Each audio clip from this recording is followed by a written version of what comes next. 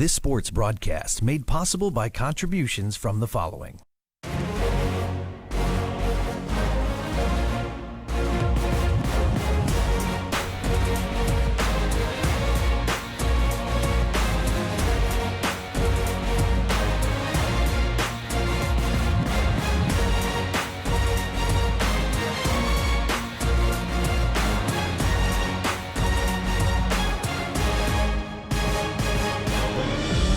Bear Family McDonald's, proud supporters of our community since 1967. Custom Heating and Cooling of Chicagoland, a factory authorized Bryant dealer, whatever it takes. Find them online at customheating.com. Rosen Hyundai of Algonquin, looking for a brand new Hyundai or certified pre-owned? Save time, shop online at rosenhyundai.com. Tom the Plumber is your family-owned and operated company committed to providing plumbing service and installations of the highest quality and craftsmanship. Tom the Plumber, honest and affordable. Visit Tom online at tomtheplumberinc.com. Carpentry with Integrity, providing unparalleled customer relationships and precise quality craftsmanship since 1998. Find us on Facebook and House. Daryl Barnes Photography. For sports, senior portraits, family, and more, call Daryl Barnes Photography for all your photographic needs. Find Daryl online at darylbarnes.com. Buffalo Wild Wings. Visit their locations in Algonquin and Hoffman Estates for some award-winning wings spun in one of 21 sauces or dry rubs. Or try a tasty burger or wrap. There's something for everyone at Buffalo Wild Wings in Hoffman Estates at Route 59 and 72 or Algonquin on Randall Road.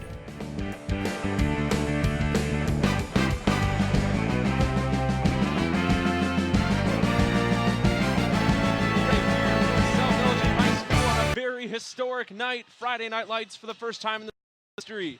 I'm Andy Yockum alongside Tom Bozikas. We will later be joined by Daryl Barnes. Yes, Mr. Bozikas is just filling in for now, but what a night we have here, Mr. Bozikas. Amazing, amazing. The field looks beautiful.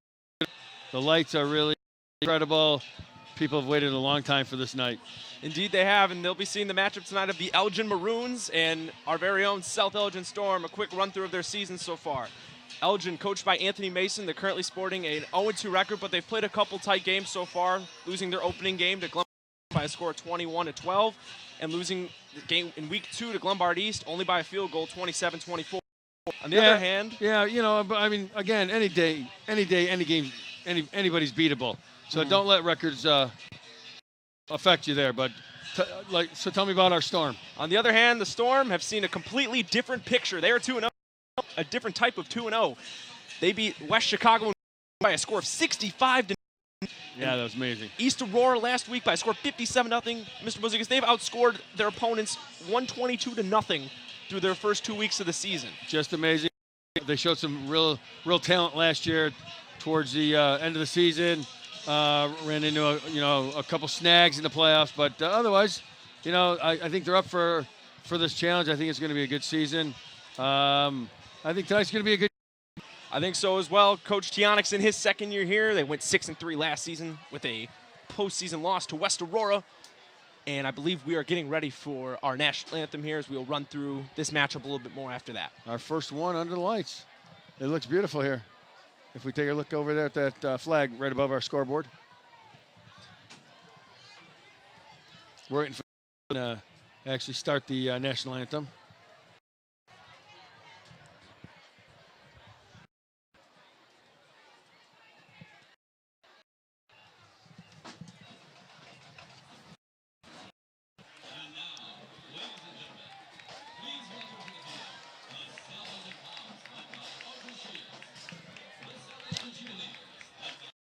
Yeah, and that shot of the flag, I don't know if you saw that. Sun's going down. Beautiful shot of the flag. Here comes the band out on the field now. This is almost the perfect. It is. It's a nice cool breeze. It's not hot and sticky. The rain's gone. When we woke up this morning, we saw it was all wet, moggy, and I was like, well, this doesn't look like it's going to be good weather for a football game tonight. But I thought we were going to get stormed and rained out. The weather, Mother Nature has noticed a big football game here tonight.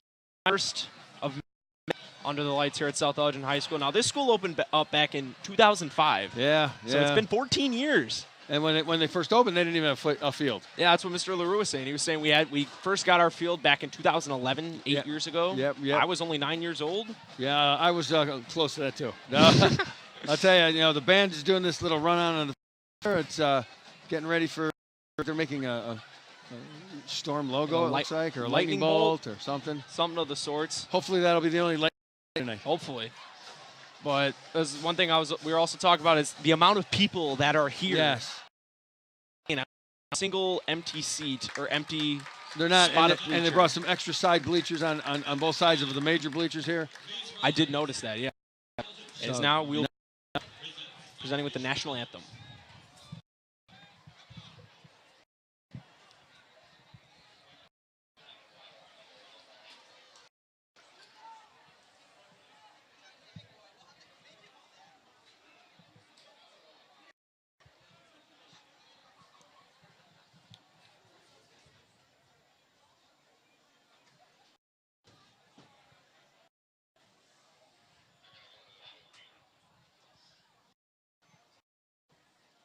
Oh, they're bringing it is the color guard is coming out to present it. That's why there's a little delay in this for us. Cool moment nonetheless. Yes, it is.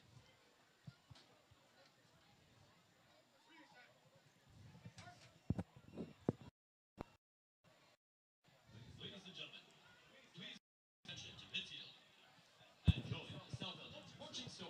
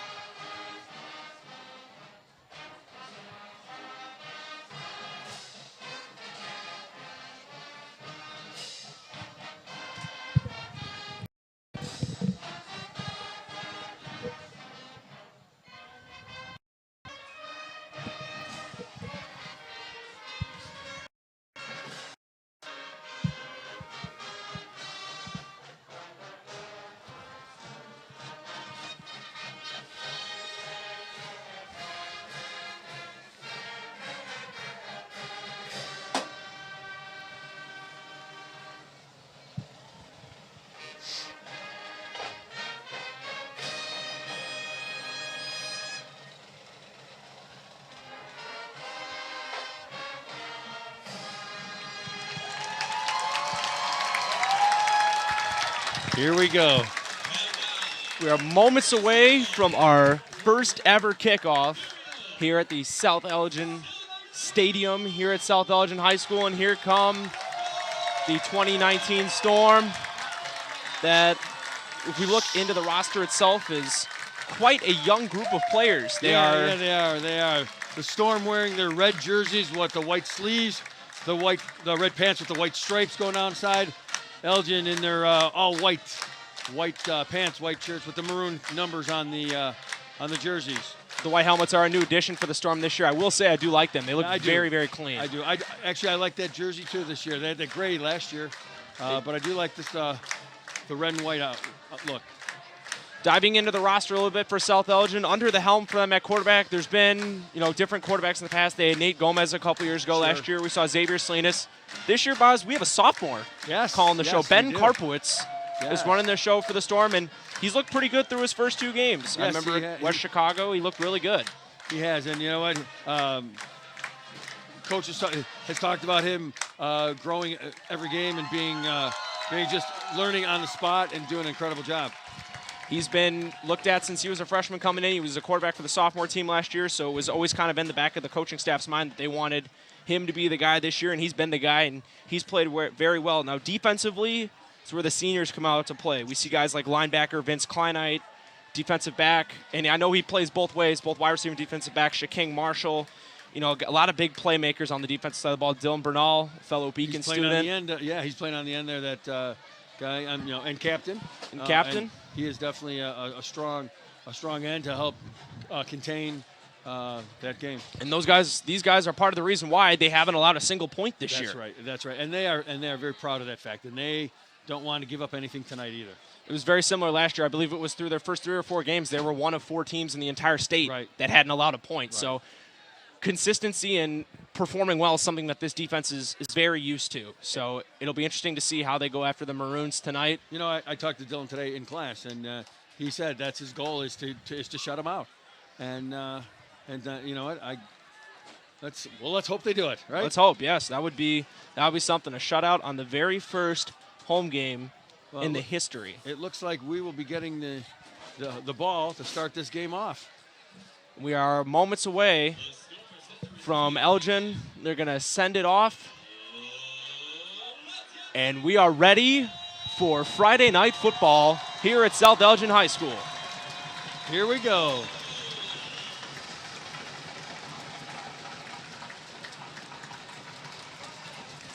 Stadium is shaking right now.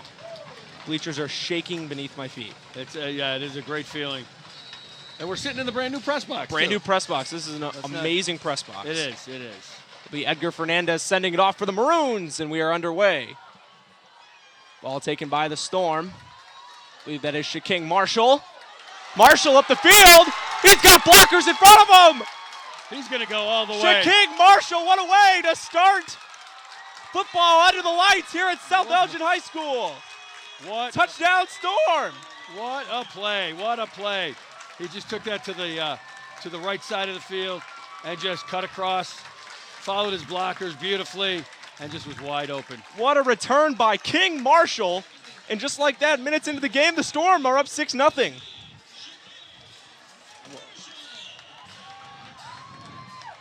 Wow! What a kick! Let's go for that extra point and get it over with. And my replacement is just walked into the press box here with us. Indeed, our replacement is here, Mr. Daryl Barnes, in his will, band uniform. I will toss it over to Mr. Barnes as soon as we put an extra point on the board with this extra point here. It'll be Drew Baccaro, the senior kicker. He's been kicking for varsity for 3 years now. See if he can put one through the uprights here as Elgin's trying to get their guys on the field.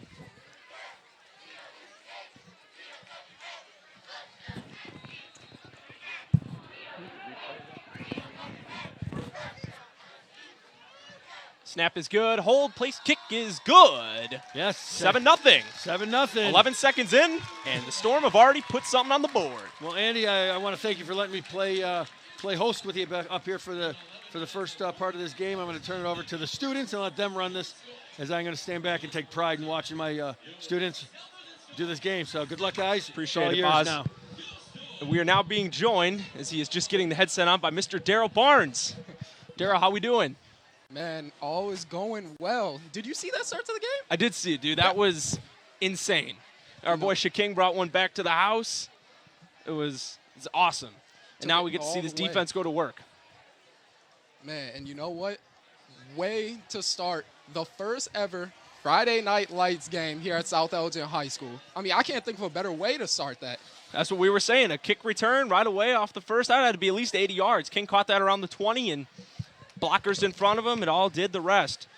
We were talking, and the Storm have outscored their opponents 122-0 through their first 2 games, beating West Chicago 65-0 and East Aurora 57-0 So the defense is going to be a staple tonight, and they're going to get to work here early. Oh, yeah, it definitely is. And, you know, I saw on Chicago Sports Network tweet just the other day that is top 7 in the state, only behind 3 or 4 teams.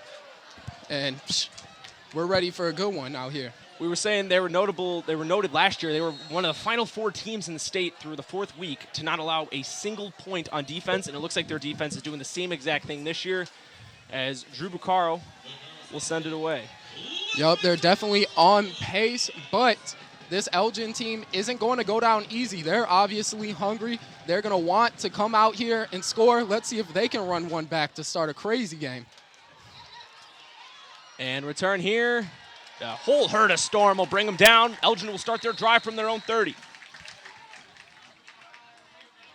You know, Andy, today is Friday the 13th. Indeed it is. And you know what else we got? We also have a full moon. If we look out right in front of us by the light down there, there is a full moon tonight, folks. And it is Friday the 13th. A little little spook here for the first home game, but For the little pre-spooky season. we got Halloween coming up here soon, but so conveniently that this game fell a Friday the 13th as we are going to get situated here, and the Maroons will take over here on offense. 1st and 10. Drops back. Throwing, looking for the deep ball. Is held on. Catch made by Darian Jackson. Big first play for the Maroons. And that was a nice catch there and a nice throw. I mean, Elgin's coming out strong, and they're looking like they may be the first team this year to score a point on the South Elgin defense. Honestly, Daryl, I think they're the first team this year to actually get into South Elgin's within their 40-yard line. I don't think they can get that close. That was Giovanni Griffin. He's under center tonight for the Maroons, and he looks really comfortable right away with a big throw there. Student section getting hyped up on our left, on our right, hoping the defense can make a big stop. Griffin drops back, flag on the play. He's being chased by a herd of Storm, brought down. That would be Vince Kleinite making the tackle. Yup, he tried to make some stuff happen, saw the flag come out early, and then just tried to take off, scramble a little bit, see if he could get some yards. But let's see what this call is going to be. And we will see here if it will be a false start on the offense. So the Maroons will be stepping back in their tracks here for what I believe will be a replay of first down. Yup, so after this good start, they moved into Storm territory. Now 5-yard back. They're getting to that point now where if a sack comes into play or a big loss of yards here, could find themselves out of Storm territory now. Yup, but that's been the staple of the Storm's defense so far. They've just been forcing teams to make mistakes, and then they've been capitalizing on them, making big plays. So it'll be 1st and 15 here from the 38. Screen caught. It'll be under West. Of about putting a decent dent into 15 damage that they had from that penalty. 7 yards, second and 8.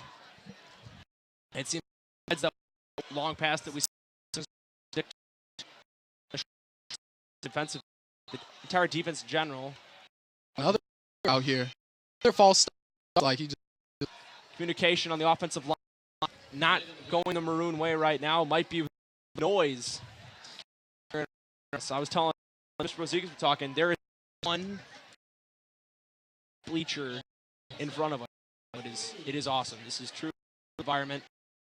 Oh, yeah, it definitely is. And the AD, Jazz, the paper that he was using a crowd of over 1,600 people today, and that's why he rented out right past, and you see seats to accommodate, and even no. Down by the Maroon side, there's people there too. Handoff on 2nd down. Taking Xavier Bond. He gained yards. Xavier Bond's nice. I won Offensive Player of the Week last year, at least for the Maroons in their loss to Glenbard South. We've been saying, Elgin hasn't had best record in recent years. They've been making it close. They line in their opener and lost by a field goal last week, so they've been competing really well in the Upstate A against the Glenbards. And drops back on 3rd and 11. He's being forced to scramble. West block on Vince Klein. Now there's a flag coming out. This one may be on the Storm. We'll have to wait and see whether this will be 4th down or the Maroons will get granted a downs. They'll be holding on the defense. So just as the Storm thought their defense had a stop after that big first play, it looks like they're back to work again. This might be a reset of downs and a hefty gain here for the Maroons. Within the 20 in the red zone. That was a big penalty there. Yeah, that really is, and that may make the defensive coordinator for the Storm a little nervous out there. This is the closest that any team, I believe, so far this year has been to that. Right? The Maroons is probably the that's been put up against the Storm defense all year, and they haven't even scored yet. See, 1st and 10 from the 23, so just slightly outside the red. Takes a snap. big loss of downs. Tackle there. To make it out, I believe that was Vince Clark. Yep, they tried to get a little fake action, or maybe it was a read over there with Bonds coming up. But Storm didn't. That front made the right. They were able to swallow him up for a loss. That's one guy you got to look out for on defense, Vince Klein. He has been amazing. He had a junior year, made a lot of big plays. It was noted by the media, too. Got to be a guy Elgin has got. Throwing up. Ball is Bonds. Oh, they're going to say he was out of bounds. Oh, they called it incomplete, but that was a little bit of a scare from defense. That's the first points that they give up. Unfamiliar with. That was another good sequence there. That was a nice toss from Griffin to Bonds. Just wasn't able to keep bounds. Yep, made a good on the ball. Didn't get the feet. 9. Storm. I don't know whether if I'm able to here whether we will see the field goal unit come out for the Maroons, or they will try to roll the dice on 4th. But I guess we'll get to that situation if or when it happens. And they're going to say the Maroons jumped again. Yeah, that's already the 3rd one just early into this game. That is something that Coach Mason's going to want to have patched up with. I'm assuming it is his offensive line, because I'm seeing a couple the right tackle's moved a couple times. So that is definitely something coming off the sideline here that he's going to have to talk to his troops about if they want to stay in this game, because these penalties are just killing them right now in this first drive. Yeah, and it really is. And that's something that you want to cut down on early. You don't want that to become the normal throughout the game.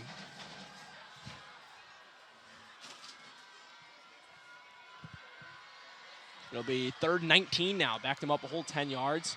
Griffin under center looking. Pressure brought. Throw is made. Nice tackle. Oh, and they're going to call a flag. Yep, looking like helmet to helmet right there. That's going to be on the Storm defense. Catch was made. That'll be by Noah Mack, a junior wide receiver defensive back. I think the tackle was made, or the hit was made by Shaking Marshall. And they're going to call helmet to helmet on him, which is going to hurt the Storm big time. Yup, the Storm got so close to catching a break and making the Maroons, my apologies, make a decision, whether it's the punt, whether it's the kick, and then they've really given them 2 opportunities now, 2 extra sets of downs. Elgin's offense has gotten bailed out early, as they are now officially within the red zone, and they're going to look to capitalize here with a fresh set of downs. We know Marshall obviously had that huge kick return to start the game, but that penalty there is definitely going to cost the defense. And that's been a big theme of this drive right here. Our first full drive has been plagued with penalties on both sides. Yes, it has. It's been a little sloppy, I guess you could say. But now let's check out what Elgin has within 10 yards. Running the T formation here. And that's going to be a legal formation, I do believe. Or they're going to say false start on the end by Jeffrey Lomax. It's going to be a false start. It was off on the corner. Lomax on the far right, number 1 for the Maroons. And he's right now head-to-head with Shaking Marshall. That should be an interesting matchup to watch as the game goes along if Griffin keeps slinging out these passes like he's been. Yes, that definitely will be. As we've seen so far, Shaking is one of the fiercest competitors out here in the conference, and Jeffrey Lomax is no different. King likes to make plays. You know, we've seen it happen over last year, this year, as Griffin drops back, looking, throwing through the hands of Noah Mack. And you heard that big gasp by the crowd. Everyone saw Mack back there in the end zone wide open, and it was a sigh of relief by the Storm fans, at least, when he dropped that pass. But for Elgin fans, it must have been quite the opposite. I went through 2 set of hands there. It was a Storm defender, and then went through his hands, and then Mack too. So I do believe there was another flag on the play. Could not make out who that was against. I believe it's going to affect the Maroons here, as they're now stuck with 4th and 7 from their 15. It looks like they're going to bring out their kicker, Edgar Fernandez. Does that make that the 5th penalty on this drive alone on the Maroons? I think it's 5 on the Maroons, and now it's 4 on the Storm. But I've been mistaken. They're going to try and go for it here on 4th. They're going to put faith in their offense here. Griffin drops back, Looking, firing, Bonds, turn the wrong way, ball in the air. It is incomplete. And the Storm will take over on downs, a huge defensive stop within their own red zone. And that was a big-time stop. As you said, Xavier Bonds turned the other way. Him and Giovanni Griffin, they just weren't on the same page. And the Storm able to get out still with their defense untouched. Their end zone still has not been reached by any opponent. And now we get to see the Storm offense for the first time. As I mentioned in the pregame, at the helm is sophomore quarterback. But this is a run-heavy offense. We've seen a lot of plays by Marquise Gillespie, Corvée King, and even Shaking Marshall, too, and Davion Sherwin. A lot of playmakers, but we're going to see if Karp will drop back and hook up with senior receiver Chris. First plays a pitch. Tackles have been broken. And it is a solid gain there. Ball handed off to Corvée King. Yep, and Corvée. You see Corvée wearing number 11, and out on the other side, Xavier Bonds wearing number 11. There was a little interesting exchange between the two on Snapchat. Xavier posted that on his Snapchat, he was the best number 11 in the conference. Ooh. And then Corvée screenshotted and reposted it, except he crossed out Xavier and put his. Hey, there you go. So A couple big playmakers here. Corvée, I do believe, at least 2, I think, touchdowns last week. He had himself a game against East. And I think he's going to prove today is that he's better than Bonds. And Davion Sherwin will take the ball here. Davion breaks a big run. He breaks multiple tackles near midfield for a big first down. yeah, and it took 2-3 men to get. You see, once he got his wheels turning, he just kept going. Davion's been a household name at the varsity level. He's a junior now. His freshman year was on the varsity team as a playmaker. He is a defensive back and a wide receiver. He was a jack of all trades, and they've really narrowed him down here. He's played some defensive back, but another guy to receive carries. They have multiple backs on this team, and all of them can make plays. On 1st and 10 from the 49. Harpwitz, another handoff. There's Sherwin again. Yep, and that was a nice cut inside of the defender once he's making that run to the left. I believe that will be a gain of about 8 or 9, just short down. It'll be 1, 2. And the question is, will we see Ben Karpwitz drop back and find one of his receivers? He's got talented receivers out there. He's got Chris Mejia. He's got Kalen Garau, a couple seniors. He's got guys he can toss the ball to. We'll see if Coach Tionic will call his number here. Yep, and it looks like he got a couple out wide to the right this time, so we may see him drop back, whether for a play action or just pop back in the shotgun. We see Kalen's got a definite size advantage down there. No safeties behind him. Yeah, another And flag. they're going to call a false start on the Storm offense.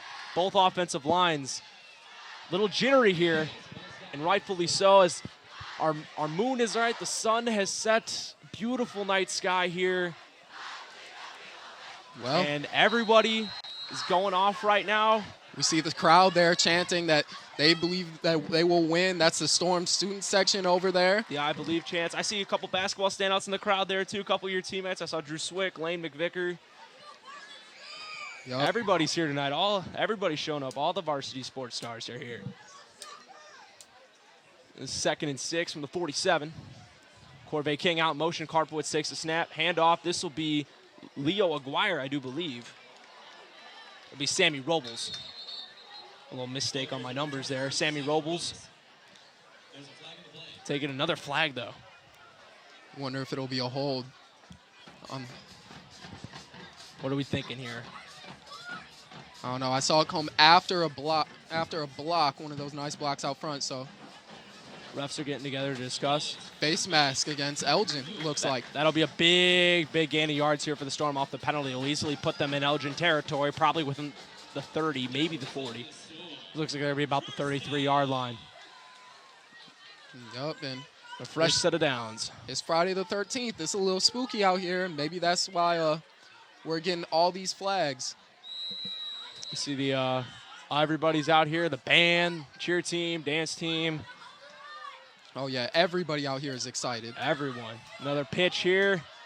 Hand off to Corvée King.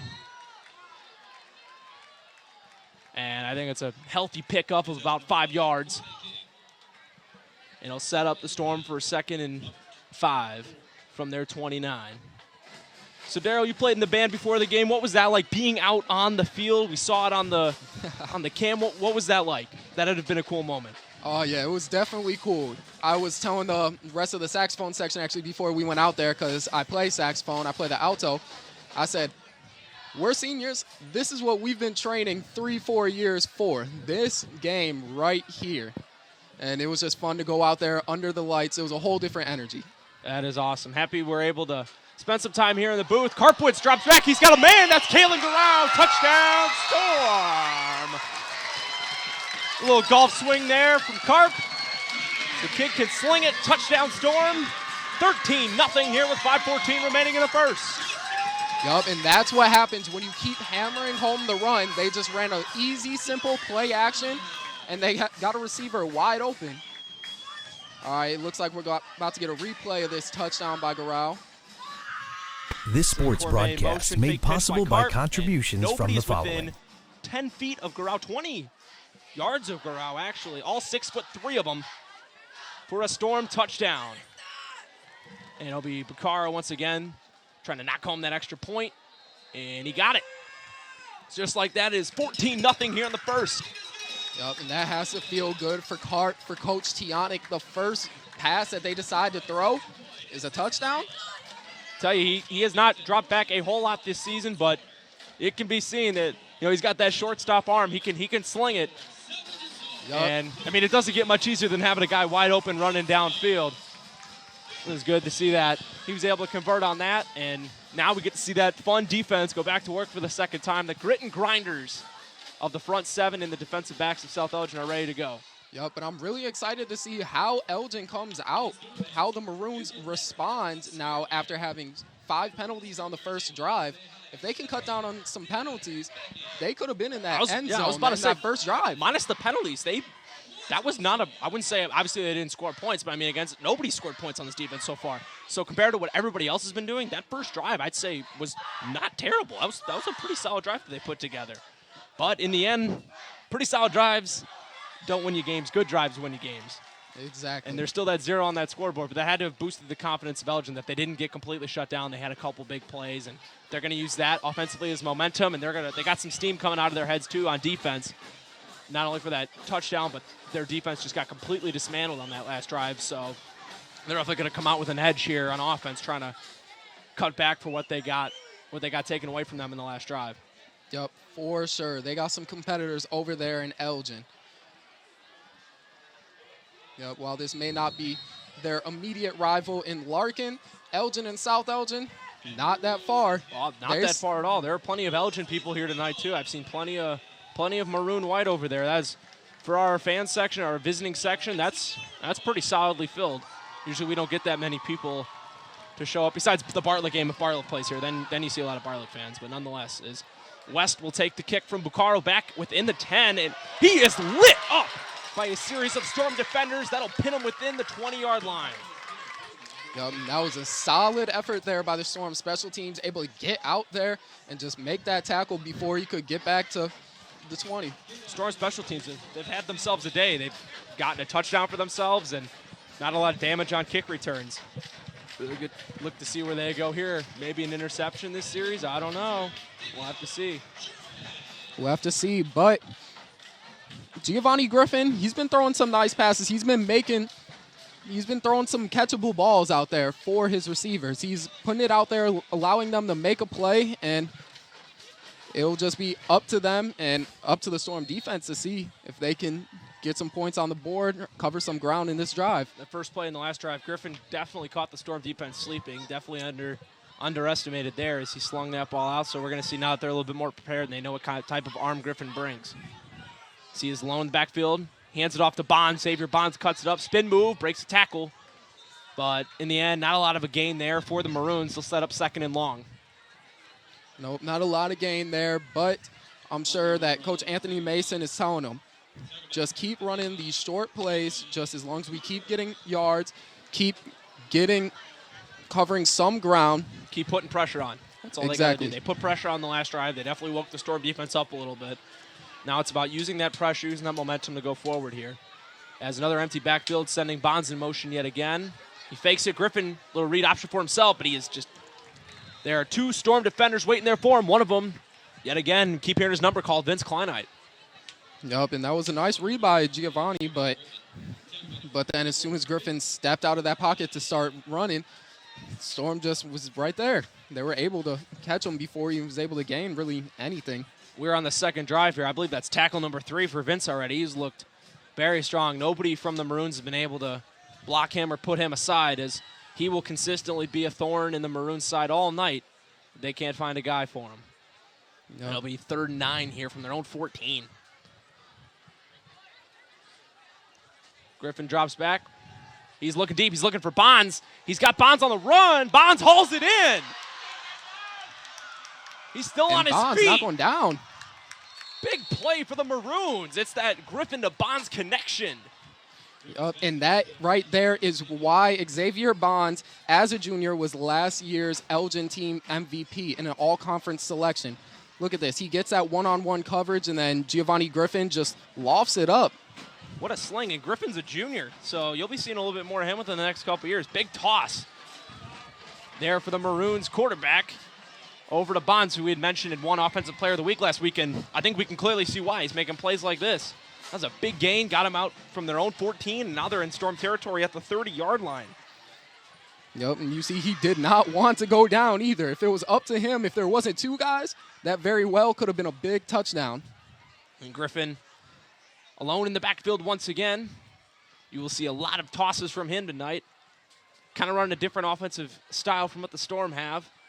But the Storm offense has definitely got their work cut out for them if they keep getting pressure applied to them from the Maroon offense. Kind of what you can do, I can do better type of thing. Griffin steps back. Bonds one-on-one in the corner. Oh, and he made his defender fall. It's a great play by Bernal. Dylan Bernal applied the pressure, and catch was made by West, but quickly brought down to put it to about 2nd and 7. Yep, and it's those short passes, just get some gains, 3 to 5 yards, keep moving the chains, build momentum, and that's how you end up in position to score touchdowns. Another senior there making the play, defensive back Rylan Crothers. As we see a lot of defensive playmakers that are seniors for the Storm. So that'll definitely be, at the end of this season, that'll definitely be a big hole that they have on the defensive side, but they clearly show that they're a deep squad, and they definitely have the holes to fill here, as it'll now be 2nd and 6 from the 26. Griffin gonna just go right up the middle himself. 1st down and more. Brought down by a herd of Storm. Yeah, never ever tackled. This Maroon offense is applying some pressure here, Daryl. This is getting interesting. It really is. I mean, Giovanni Griffin, he just saw that hole open up. There was no linebacker really there spying on him. So he was able to just run that right up the middle, and he was able to get within, what is that, the 10-yard line? Yeah, they're into the red zone now. They're at the 12. 1st and 10 from the 12. And they're making it very clear to South Elgin. They're not putting any guys in the backfield. They're not hiding, hey, we might be running. No, they're not hiding anything. No, they're putting as many guys wide out as they can. As the stands are getting so packed here, Daryl. We have people lining up next to our booth. Yeah, we I'm do. afraid they're going to get in here. Like, oh, we got some of the best seats in the house up here for sure. Yeah, I'm thankful. In a minute, they're going to be trying to take our seats. Yeah. Well, let's say people are like, oh, I want to get here in time to get seats, as Griffin will be brought down. Another herd of Storm defenders. The ball came out. Storm had the ball. But they're going to say he was marked down. As I was mentioning, a lot of other students have been like, oh, I got to get there early, got to get the seat. And I'm like, I got my seat reserved for me. We're here, me and you. We got our seats. 2 seats next, 1 seat to your left, 1 seat to my right. Yep, and I'm glad to be up here because that band section is packed. 200 members strong. Yeah, it's tight up there. You get a good view from up here, that's for sure. You get to see everything, which is really cool. I take it back. When we announce basketball games, it's kind of the same thing. We get to see everything, but you really do get to see everything from this awesome new booth that we invested in here. This is amazing. Griffin dropping back on 2nd down, looking for the end zone, slinging it, picked off! The intercepted by the Storm. I believe that's Shaking Marshall again. getting his number called. You said it earlier. He is a playmaker. I know he plays for Boom Midwest, one of the top 7-on-7 football teams in the Midwest and the nation. And so far, it's evident why. He's been really a big-time playmaker here for the Storm. He's made a couple big pass breakups, the interception there, special teams, touchdown, kick return to start the game here. Storm defense holding strong, still no points. Yup, and it's timely heroics like that, which is why thus far they are, what is the ratio? They've scored 136 points It's to 136 the other team's to 0 now. 0. This makes the life of the offense, the mentality of the offense a lot easier knowing that they got a rock-solid defense behind them, but they will be starting from their own 8 here. It's Karpowitz dropping back, looking, pitching over. It looks like they're going to lose a couple yards here. That ball was handed off to Marquise Gillespie. We've seen his number get called for the first time here. Yep, and we mentioned earlier that him and Corvée King, they combined for 5 of the 8 touchdowns on the ground last week. And it's pretty evident why. Guys that are a couple playmakers. So. Yep, Marquise had 3 last week. Corvée had 2. And they've been big-time transfers here for the Storm as the Storm call a timeout. Sorry. This will be their first timeout of the game here. This weekend run through. If you're just joining us, Andy Yockum alongside my color commentator, Daryl Barnes. First night game, South Elgin history. I'm honored to be a part of history. When I got the text that was asking me to call this game, it was just super exciting for me to know that I'd be a part of history. I'm sure you felt the same way, Daryl. Oh, yeah. I got the same text, and I couldn't be happier to do it with anybody else. Me and my day one, Andy. Appreciate that, man. It's the same way to you, man. This is awesome. I couldn't think of anyone better to be by my side here, and this is really special. It's, like we were saying, the school's been open for 14 years. We've never had anything like this, and we're the last school in the district to get lights. It seems like we're the last school in the entire state to get lights. I'm not going to lie to you. It seems like everybody else had lights but us. So it really does seem like that. And just thinking back to 2006 when we were playing home games, 2006 when we were playing home games at Millennium Stadium at Streamwood. There's something else as Gillespie will take another handoff for a few yards.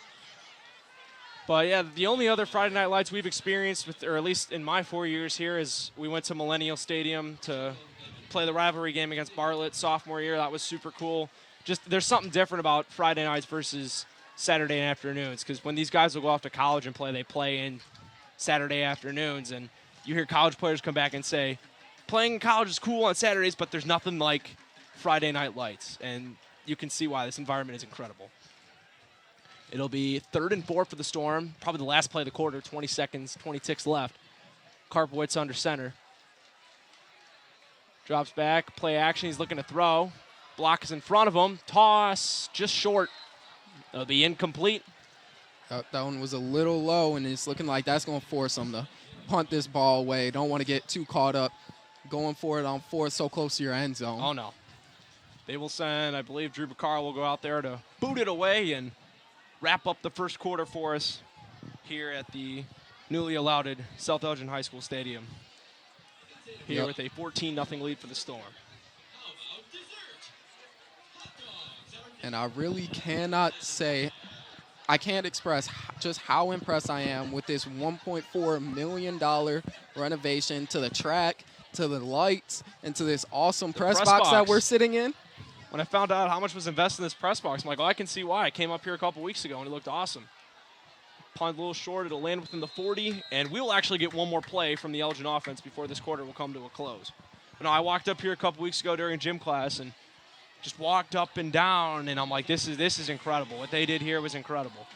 And to our right, we have our PA people. To the left, we have our South Elgin coordinators in the booth, and then to our far right, we have our Elgin coordinators in the booth. And you just look around, and something going on everywhere. Yes, indeed, there is. I was walking up here. Well, I was more so sprinting up here as I ran straight from the field up here. But I was impressed. Just walking through these 3 rooms, it was nice. It was something to see.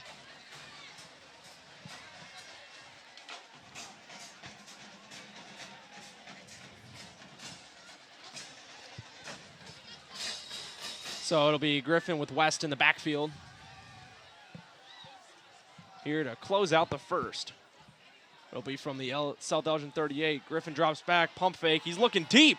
He's got Bonds tipped and caught, but they're going to say he caught it out of bounds. That'll wrap up the first quarter here from South Elgin. The Storm up on the Maroons, 14-0. We'll see you guys back after this break.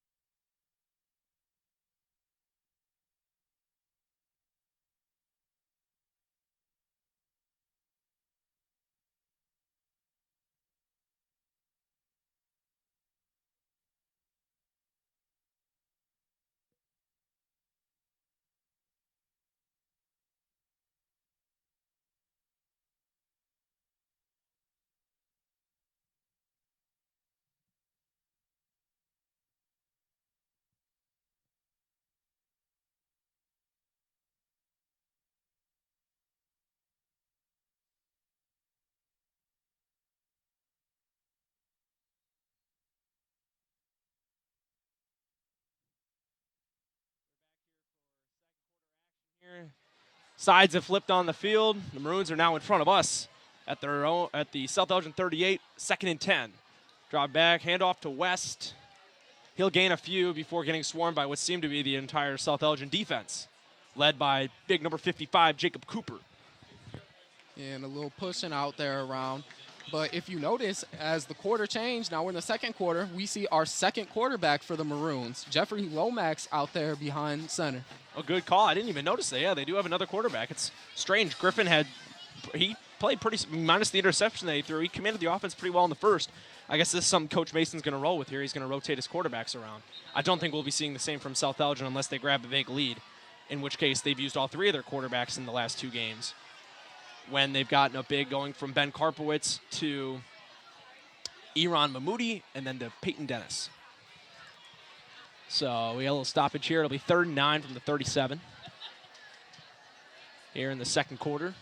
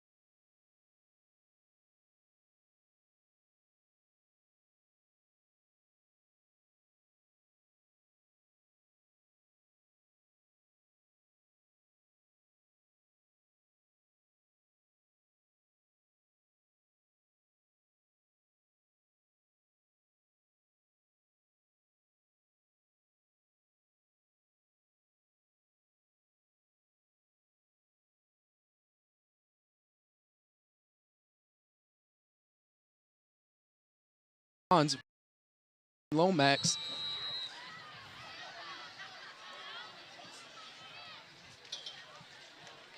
You'll see. And ball's loose. Fumble. Recovered by Bonds. And I guess that's going to be the luck of the Maroons tonight. That was just not executed well. Nope, but they still have 2-3 more opportunities.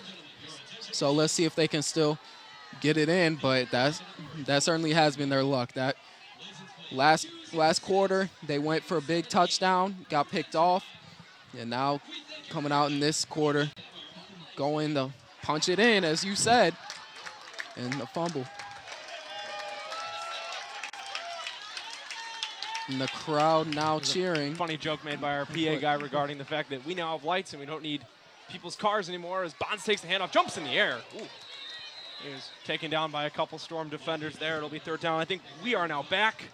I don't know how long we've been back for, but we are sorry if you guys are just joining us now. We're experiencing some technical difficulties, but we are now back on the air here. If you missed it, Jeffrey Lomax hit up Xavier Bonds for a big 30-yard gain to put the Maroons at the 2-yard line, which then got followed up by a botched snap, which put the Maroons back on the 13 for a 3rd and goal.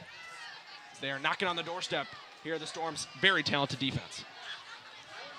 And Lomax with an empty backfield here.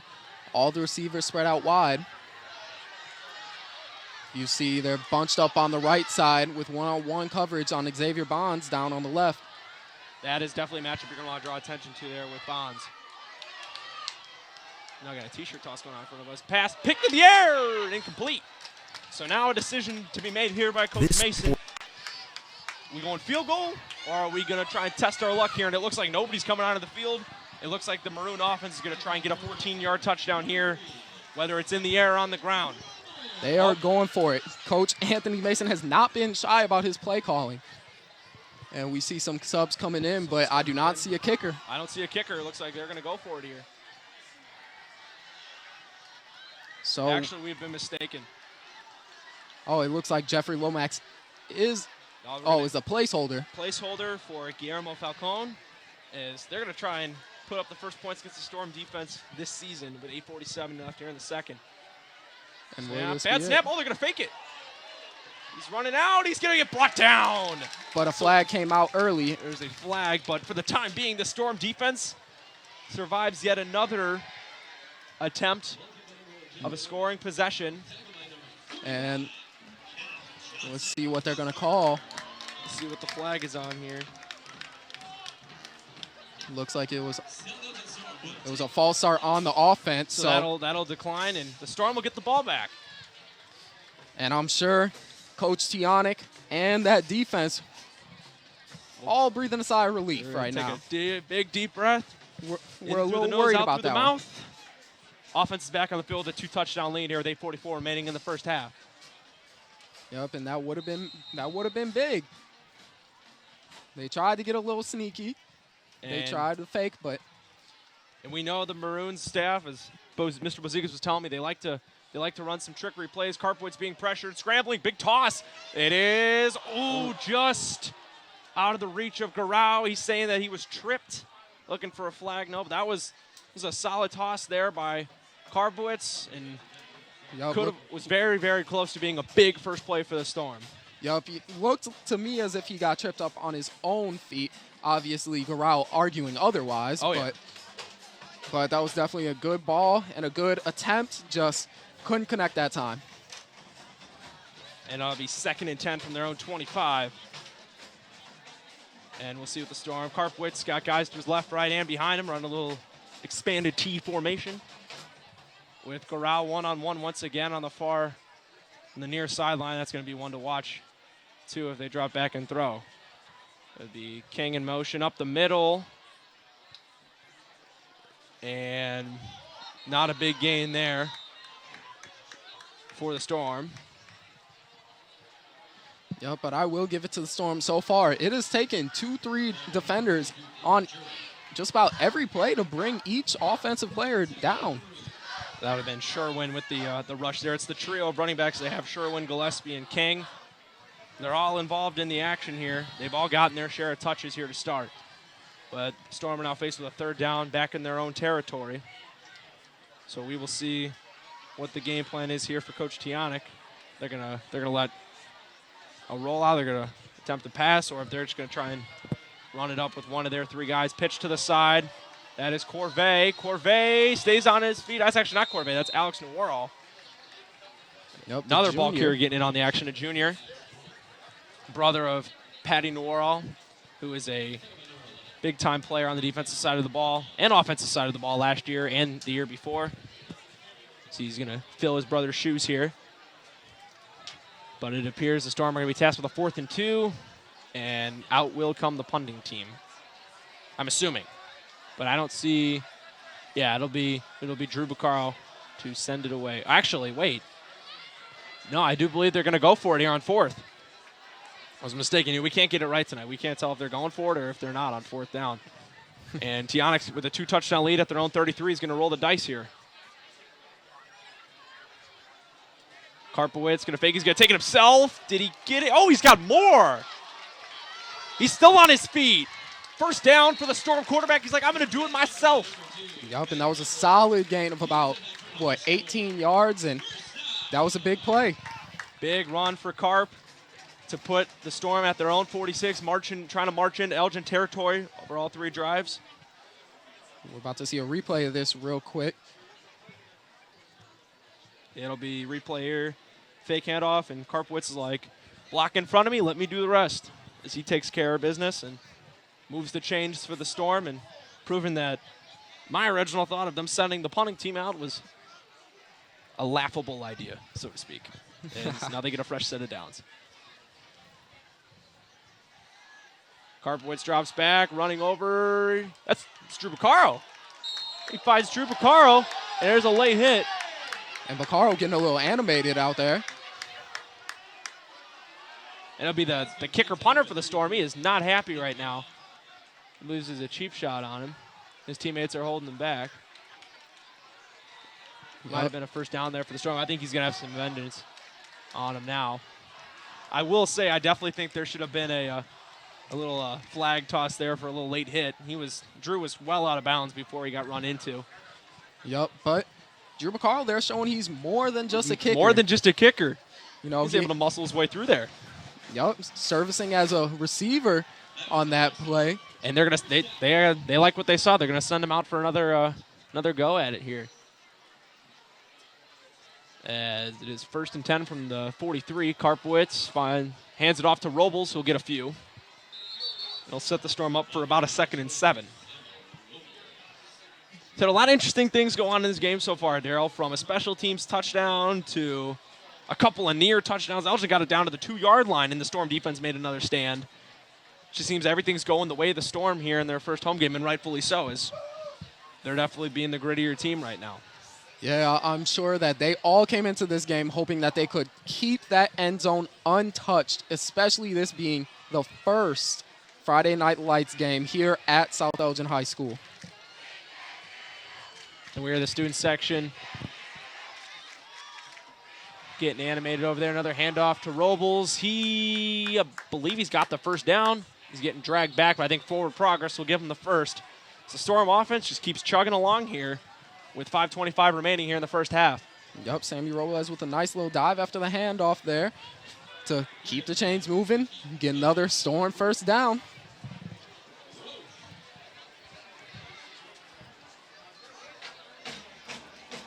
We talk about this. The Storm will have 3 more home games this season. Obviously, the homecoming game, which will be super exciting. Senior night against Fenton, which will end the season here.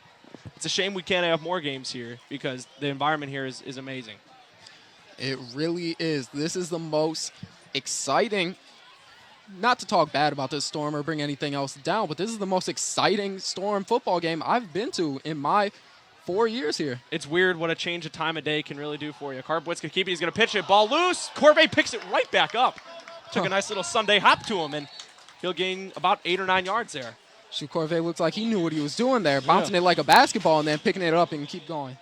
Not a problem for him at all, as the Storm actually on the board right now it says they have a first down. I don't know if that is going to hold. It looks pretty darn close. It's either going to be it's 2nd and 1, either 2nd and short or first down. I expect to to see Coach Tiana go back and utilize the run, as I think they've only had Karpowitz drop back about 4 or 5 times so far in the first half, which is an issue. But now we see Chris Mejia, number 14, checking into the game. So that's Karp's favorite target. Maybe we'll see a little action there. Yep, they definitely got a good relationship, and they got a good connection on the field. As it'll be a 2nd and 1 from the 23, and timeout, and Coach Tionic does not look happy. He is livid right now. Yeah, really getting on his squad. And he will use his 2nd timeout of the half. So if you're just catching us, we got about 3:56 left here in the first half. Storm are up on the Maroons 14-0. Big storylines from this game. The Maroon offense is putting on pressure, yet they haven't put anything up on the board. And the Storm offense and special teams they're grooving right now. They keep doing their thing.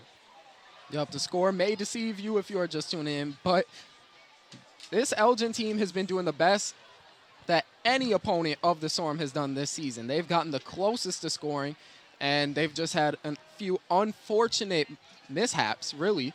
They had the interception. Yep, they had the interception down there in the first quarter, and then in the second quarter they had that near fumble. Yeah, the botched snap that they had there with new quarterback Jeffrey Lomax. And also Coach Anthony Mason has been bringing in, he's used 2 different quarterbacks now, which was interesting to see because Giovanni Griffin had a pretty solid first quarter minus the interception that he threw. He looked very confident out there. He looked comfortable as a junior quarterback. Yeah, it'll be interesting to see if they go back to him in the third quarter. And Karpowitz going to take off. He's got a 1st and more. He is within the 10, a gain of about 13. And another Storm first down, 1st and goal, knocking on the doorsteps and making this a 3-touchdown game.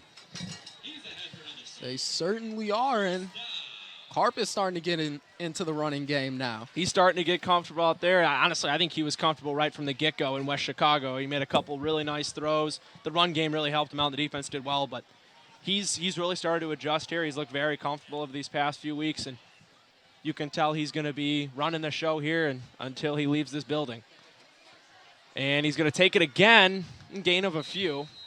Yep, and you see, these are some packages that South Elgin football fans aren't unfamiliar with. You know, the past few years we've had some really good, great success, really, with running heavy quarterbacks, whether it was Xavier Salinas last year or Nate Gomez. Both, I believe, led their teams in successive years in rushing. Gomez was at the helm for multiple years. His junior year, senior year, him and Nate Smith a couple or 3 years ago would run the show together, and then it became Gomez cousin of wide receiver Chris Mejia Gomez right now.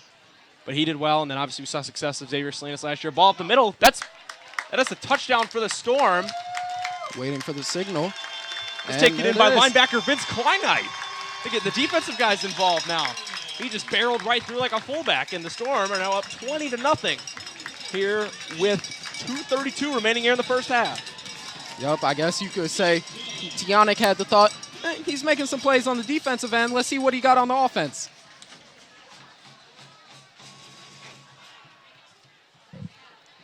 The big run there is they will send Drew Baccaro back out to kick the PAT. Yep, and just 2 minutes remaining, 2.5 minutes remaining in this half. Oh, and so fake Karpowitz. He's got no one to toss it to, and it goes nowhere. So nothing coming out of that PAT, but nonetheless, 20-0 Storm. Looking really smooth right now on the offensive end. They have scored all 3, well, minus a punt. They have scored on every other drive, and the Elgin Maroons will get the ball back with one more chance to put something on the scoreboard before halftime, and they will get the ball to start the second half. Yep, and as I was saying before, the Storm really pulled out that trick play that just didn't go their way.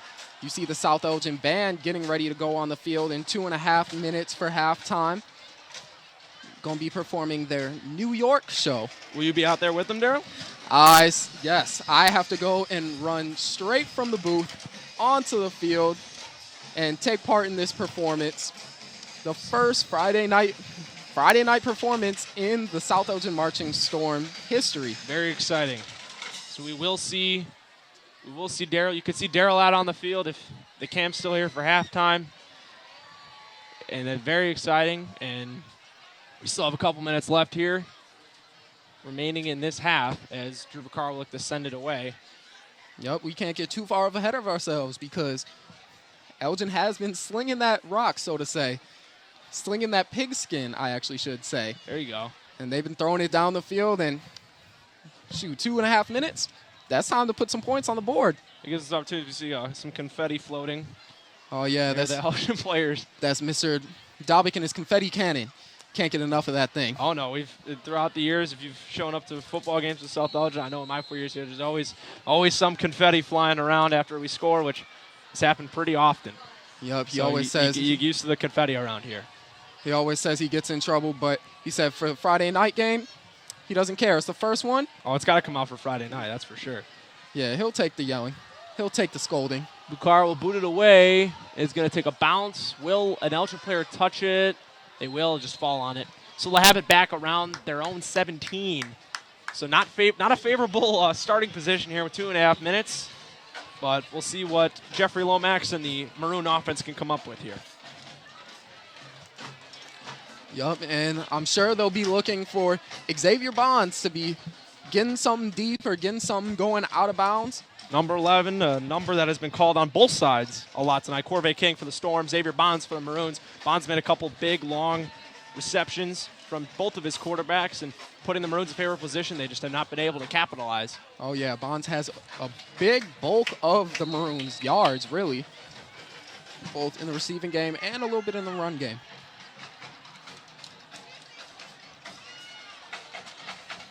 The Storm defense out there looking ready to close out this quarter. Let's see if they can do it or if the Maroons will finally get the best of them. It'll be Lomax with an empty backfield. Looks to go to work here.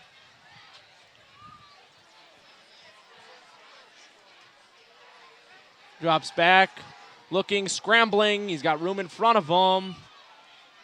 Still on his feet. Big hit. Big hit by Marquise Gillespie. Yeah, and that'll definitely be a first down for the Maroons and more. We can see there the Storm defense, the Lomax started running like he was going out of bounds, but then he cut inside, and the Storm defender didn't know what hit him. Couple solid blocks given out there, and just like that, one play and getting out of bounds to stop the clock, 2:23 remaining, and the Maroons definitely picked up some big yards on that play there. Yep, that gives them a little bit of confidence going into these last 2:23.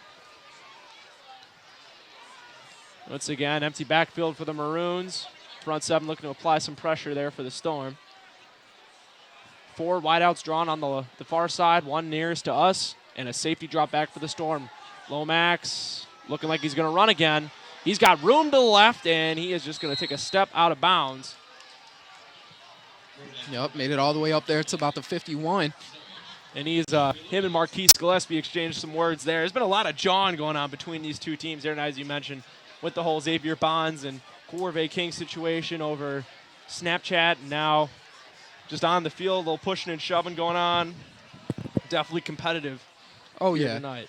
And like I said earlier, Elgin is just right down the road from South Elgin. We're only 5 minutes away from Elgin. If you go on the Snapchat filter, we are actually in Elgin right now. So obviously, all these guys know each other living in such close proximity. So definitely some room for some trash talk. Lomax looking deep, slings it, tipped. And that'll be all on first down for the Maroons. A near tip pick for the Storm. But now Elgin will just set up shop back at their own 49 on 2nd and 10. It was, once again, another guy in the area, big number 19, Shaking Marshall. Yep, he's really having himself a game. Making some big plays when it mattered most for that Storm defense. Making that big interception down there in the red zone in the first quarter and just making a bunch of big tackles. He's one of the few names that we've mentioned on a number of occasions this evening for both sides. It'll be, once again, 4 out to wide. Lomax looking pick. He's got Bonds. Bonds drops it. They're just going to call it an incompletion. So a couple of dead plays there for the Maroons will set up 3rd and 10 from their own 49. Something's got to happen here for Coach Mason's group if they want to put up some points here in this half. Still 2:06 remaining, so the Storm can get a couple quick stops here. I mean, anything can happen. They got a solid kicker over there in Drew Vaccaro.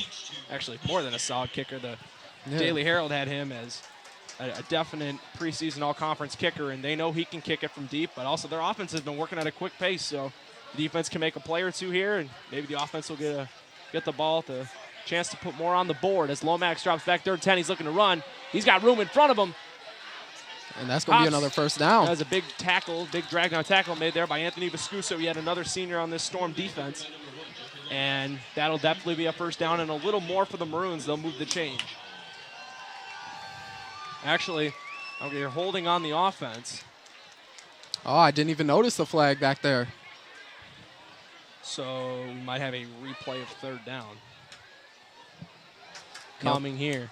And that's some good news for Storm fans and for the Storm defense, but it's just been the story of the night for the Elgin offense and the Elgin line. It's nice and peaceful now. Everybody's kind of settled in. You know, I'm not saying the excitement still isn't there, but just everybody's calm. They're used to the situation now. It's very, very, at least up here, it's very peaceful because it's just me and you. But you can just hear everybody speak, and it's just super, super nice here. Beautiful. Couldn't think of a better weathered day. Not too hot, not too cold. Very, very nice. We got 1:33 left now. That last play took off quite a bit of time. So the referees are still trying to figure out what the call or what they're going to do here is they're going to back the Maroons up to their 39-yard line.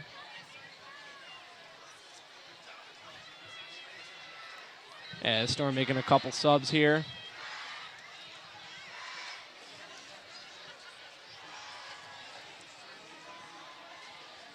And it'll be 3rd and 20 from the Elgin 38. So they got some ways to go, but nothing ruled impossible here for either one of these offenses, it seems, so far in the first half. While the Maroons haven't put up any points, they've had a series of big gains, and a couple of them have come on 3rd and long. So don't count them out. Don't assume this is a done drive already. Certainly is not a done deal yet. This game is definitely closer than the score may imply. No, Elgin is just a couple of bounces away from this being potentially a tie game. Bernal right off the edge rush. Went untouched. Flag on the play. Throw by Lomax. Tipped. Ooh.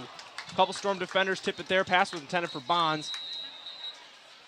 And Coach Mason visibly upset over there by the sideline for the Maroons. We're going to have to hear what the flag is. It's been a series. I feel like we've heard a whistle, if not every play, every other play. Yep. And this We'll is be yet holding another on the hold. offense. This might be declined. We might see a 4th and 20. Here for Either Elgin. way, that's about the 7th hold that they've had Whether in it's this been- half. Yeah, whether it's been a hold, a false start, pretty much everything. And the penalty has been declined, so it'll be 4th and 20. You'll see it's minute 36 left on the clock, Daryl. You never know that the Storm offense has the definite opportunity with plenty of time to put more points up on the scoreboard. But the Storm defense can't have that in their minds. They have to focus on this one play and getting the ball back for their offense to have the opportunity to even do so. And they're gonna roll the dice here on 4th and 20. I don't see why not. They've had, like I said, they've had a couple of long plays with this offense. Oh, never mind. Take it back and boot it away. That's the And- second time that we've been misled. Been misled. We've been misled almost the entire first half on decisions. As that punt did not go as far as they would have liked, but it gives a perfect field position for the Storm just right behind the 50 to set up shop with 1:29 remaining here in the first half in the very first, the inaugural Stadium Lights game here at South Elgin High School, September 13th, Friday the 13th, 2019. A little spooky, but nonetheless, we are all here. We got our full moon is officially there now. It finally is fully set up. Truly a picture-perfect night for football. Yes, it really is. I couldn't think of a better time to be out here calling this game, bringing this game to you all who have the pleasure of watching. There are definitely people watching out. I know my parents are watching out at home in our backyard. They got a nice little setup going. As Karpowitz slings it, and he's untouched. Nice block. That's Chris Mejia. That's actually Corbett King. Got the numbers mixed up. He's going to dive for it. Did he get it? No, they're going to give him down to 1. Second there, I thought it was Carp's target, Chris Mejia, but once again, the number 11, Corbett King, getting his number called. And let's see the replay on this because this is definitely a huge play And the band celebrating as if it were a touchdown. Guess they might not have got the message that it was down at the 1. But look at this big play. And look at that big block there. Corvée just had a lot of room to run. Karpowitz put the throw right on the money, and Corvée did the rest. Yeah, I do think everybody thinks that was a touchdown from down the field. Everybody's dancing as if it was. Yup. Drum major Nick Domsky trying to call the fight song off, telling him it was a little premature. We might be hearing it again here in a minute. They're at the 1 yard line. We'll see what the plan is here. Yes, we could be, but we've seen this from Elgin, and they dropped it. He's in. Touchdown, Storm. And now the band can officially now we will celebrate. hear the serenation of the fight song as sophomore Ben Karpowitz will carry it home. 26-zip, 106 remaining here in the first half. And Drew Bakar will be sent out to attempt the PAT. Yep, and now score-wise, the Storm are definitely starting to run away with this game. Though I do believe this is still the lowest scoring first half of the season for the Storm. This is. I remember West Chicago, 54-0 was the score at half. Yeah, and then I believe it was something similar. I think it was about 45-0. I wasn't at the game last week. I was at the game against West Chicago, but last week's game was just big on offense, and Bucaro nails the extra point, but it wouldn't be a play, Daryl, today without a flag on the field. Yup, that's right. And let's see what they call. They are not swallowing the whistle today, that's for sure. They are whistle at the ready. They are not shy. And it's going to be on the Maroons, so the Storm will just decline it and take their PAT. And move on. Everybody's getting excited. Yep. The band jumping around, getting ready, playing Mario. They're just 66 seconds away from their first performance under the lights. You got to get out there, Daryl. We got to get you out there. We're getting pretty close. We're getting close, but I'll go out there as soon as that clock hits 0. As soon as that clock hits 0, I will take us to halftime. Remember, if you all are hanging out for the halftime show, we'll see the band out on the field. I don't know if dance and cheer are doing anything, but there will be plenty of things to watch here at halftime. You'll want to stick around and check that out. Yup, it looks like the band's playing their New York show, their 2019 show, and then the dance team will be playing the feature Sucker, the Jonas Brothers hit. Very nice. Very nice. So see, Daryl's got us in with the inside information for halftime. So if you're doing nothing, stick around and watch some entertainment here before we get underway with our second half of football. And you watch some entertainment and stop hearing us talk for a little bit.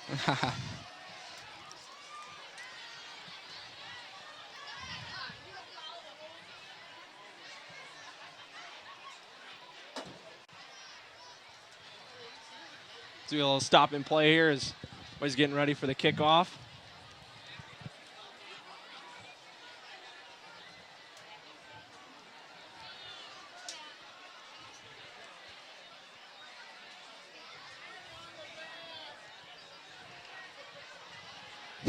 And now some of the Storm parents yelling just to get it over with already.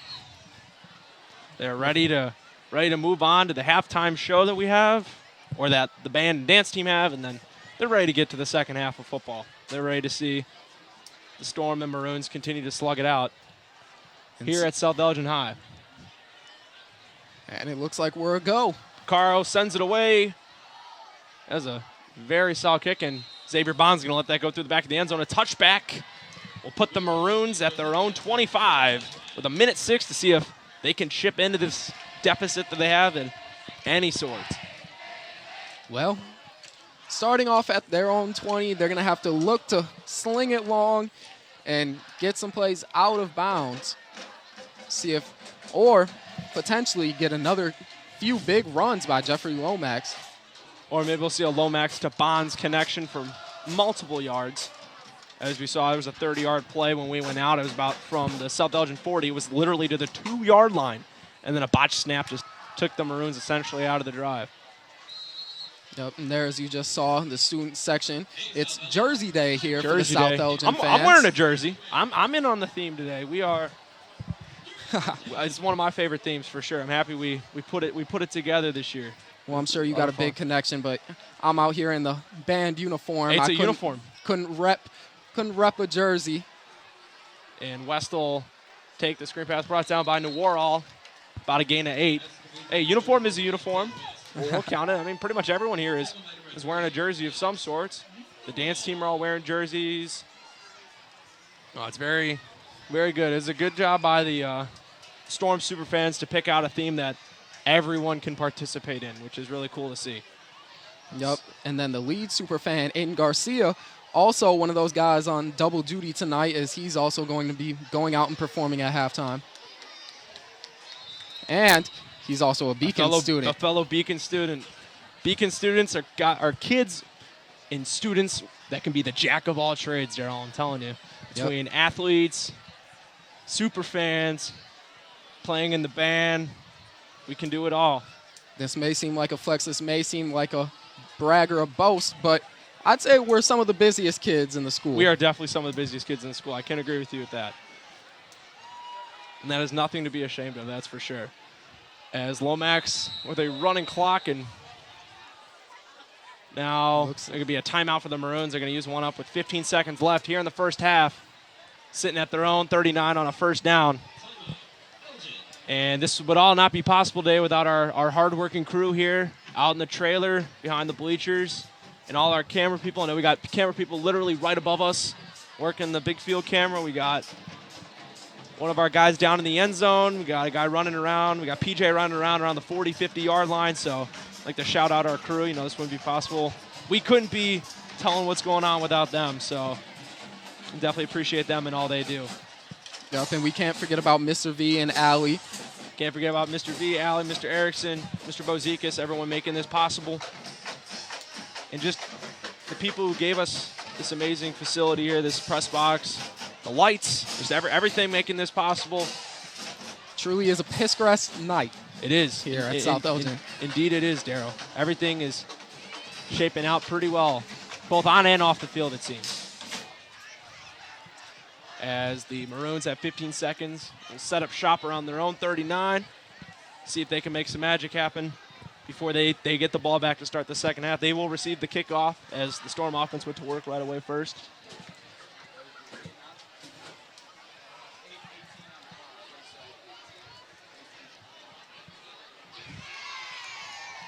Up, and there might be some rumblings that they're putting a couple extra seconds back on the clock. Yep, that's it. So it'll be 18 flat. Yep. On the game clock here. There's another empty backfield for the Maroons. Like we said, it's been a common theme tonight. Actually, it is now our, Giovanni dropping back, looking long. He overthrew it. So Giovanni Griffin is back in at QB.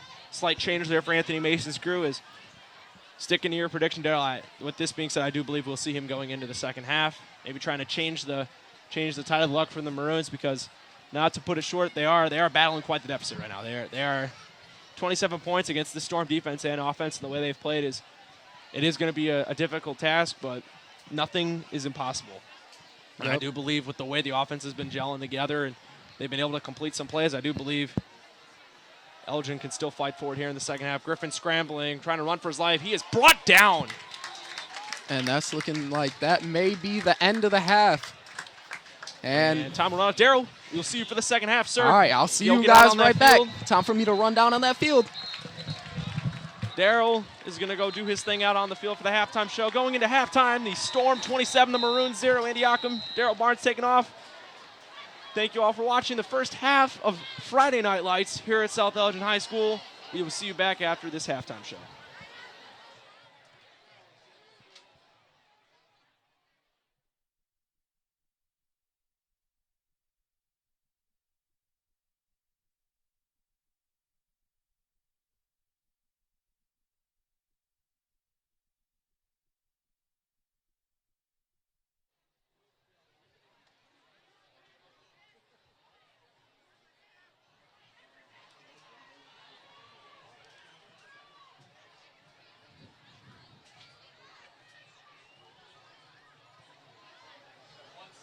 Actually appears, thought we were heading off to halftime. We got a couple seconds left on the clock. The Maroons did take a timeout.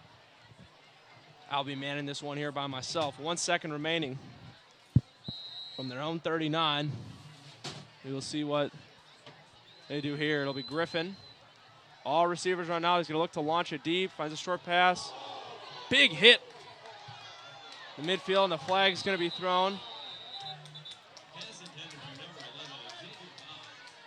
Ball's incomplete. Hit was made there by Anthony Vescuso. And we're going to see what the flag is on. This should be the end of the half, folks, but Xavier Bond's visibly upset. It'll be a penalty on South Elgin, so we might have an untimed down. No time on the clock. They'll just get one more guaranteed down, and that appears to be what's happening. Definitely something South Elgin didn't want to see happen, a personal foul up the field. And we will get one more. They will get one more crack at it here in the first half.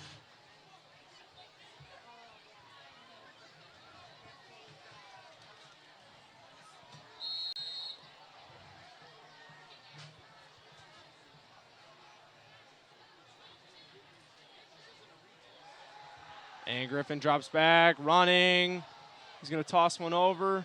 He might be doing some laterals here, and nothing will come of it, as Darian Jackson's receptions, like the whole Storm defense, took him down. And they're getting a little chippy here to end the half. Darian Jackson. But that'll end the half. And now I could say it's halftime. 27-0 Storm here in the first Friday Night Lights game in South Elgin history. I'm Andy Ockham. Alongside my partner, Daryl Barnes. We will be back with you guys after this halftime report.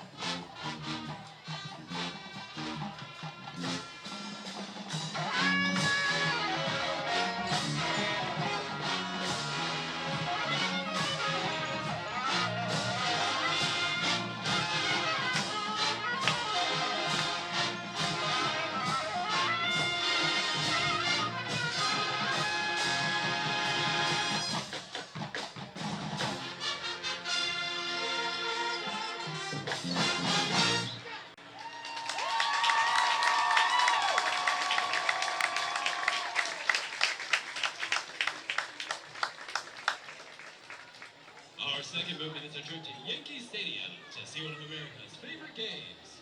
One out for fly ball and home runs.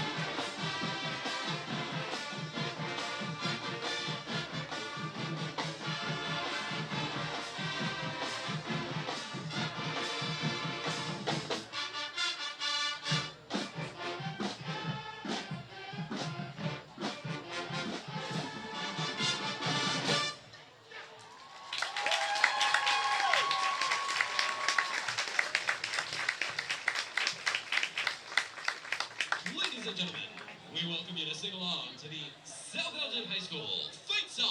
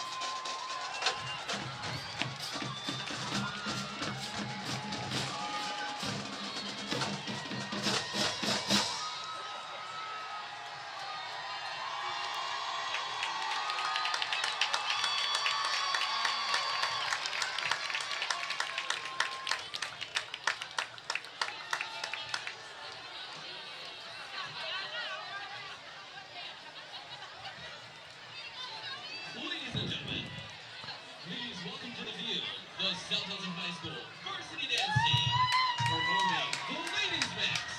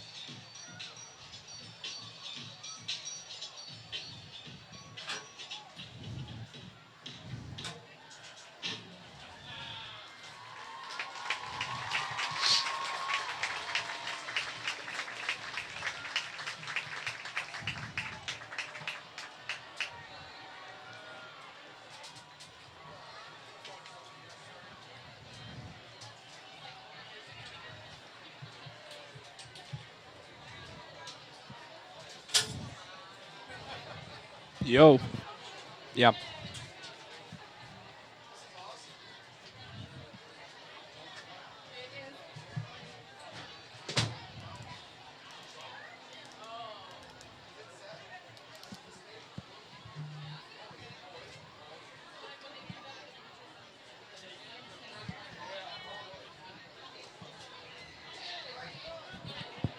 Now? Yeah. Welcome back here for a second half action of football, but first, let's check out some highlights from this evening.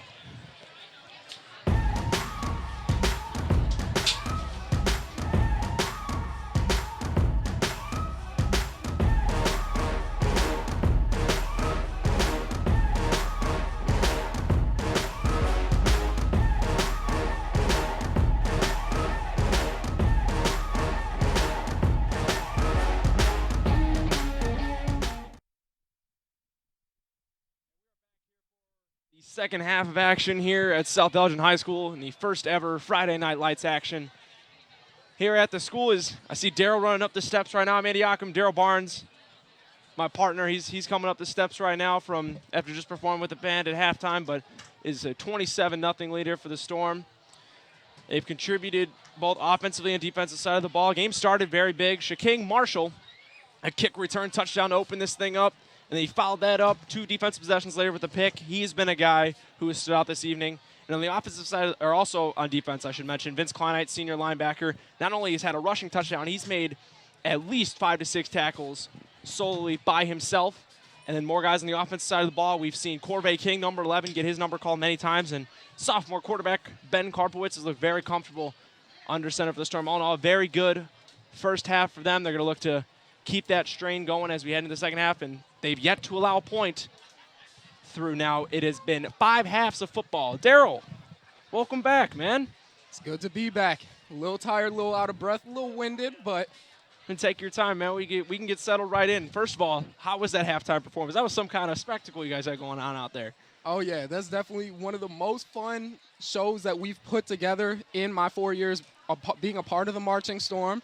You know, it was based off New York. You know, it was a little bit of a interesting concept doing baseball at a football game. I like that. Like, yeah. being a baseball player. I Yeah, like that you a lot. like that? Yeah, that was cool. Yeah, oh yeah. Yeah, It was interesting. I looked out there. I'm like, oh, they're playing baseball. I'm like, all right. It was We'll roll with definitely fun. It looked very interesting. And then we saw the dance team go out there and have their performance. Very cool, very fun. Getting the energy back within the stadium as we are 10 seconds away from starting the second half. I was telling the viewers that it was a big first half for the Storm, still holding down their lock on defense. Coming into this game, they had shut out their previous 2 opponents and scored 122 points. That mark's now up to 149 points with still nothing allowed through 5 halves of football. Very impressive. And the offense is not slouching either. Very good performances from guys like Corvée King, Ben Karpowitz, Kalen Garau at a receiving touchdown. Mm-hmm. Everybody's doing their part, pitching in, doing their job, and it's shown that they're up by 27 right now. I mean, it really has been an entire team effort. They've been heavy hitting in the run game, and then their defense has lived up to that sterling 0 points given up thus far. And they're a half away from going 3 full Friday nights without giving up a single point, which is truly remarkable. It's not, like we mentioned, it's something they had done last year through the first 4 weeks of the season. They were one of the final 4 teams in the state to not give up a single point. And it's just something the Storm is known for throughout the years, their defense. And also, like we mentioned, the quarterback play the past few years has also been very tremendous.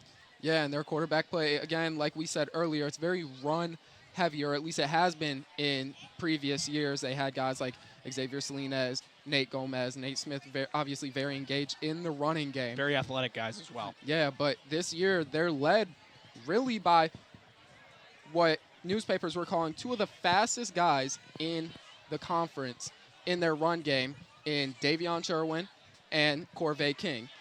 You know, there was an article going around that was calling them potentially the fastest duo in the conference.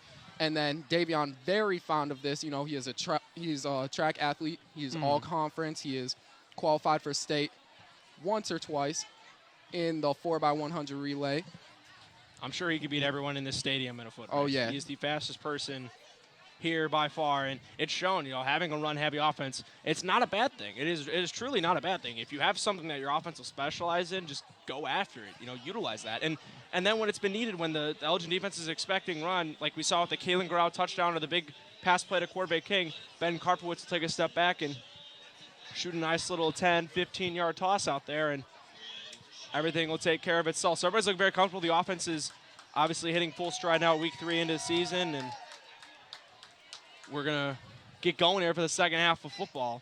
Yeah, but before we do that, I want to ask you, what do you think some keys will be for Elgin to get back into this game? Keys for Elgin, well, they're already fighting downhill extremely. They're down 27 points, and against, like I said, a team's defense who's playing as well as the Storms, and their offense is also hitting the point extremely. What we have seen is pretty solid quarterback play from Jeffrey Lomax, Giovanni Griffin, and Xavier Bonds. Xavier Bonds is the key offensively to getting them back in this game, and defensively, they've only had 1 possession where the Storm haven't scored. So limiting them as many yards, it sounds so basic and, obviously you'd say that, but limiting them to as many yards as possible just stuffing. You know they're going to attack with the run. Make South Elgin step out and throw the ball. I mean, they can do that as well, but go after their biggest strength, because running is their biggest strength. And on the offensive side of the ball, just finding a way to convert. Like Xavier Bonds, that big playmaker, he's got to continue to make plays. Mm-hmm. And I want to build off that on the offensive end. I think they need to try and limit the penalties. That's been a big thing. They had several false starts and holding calls in the first half.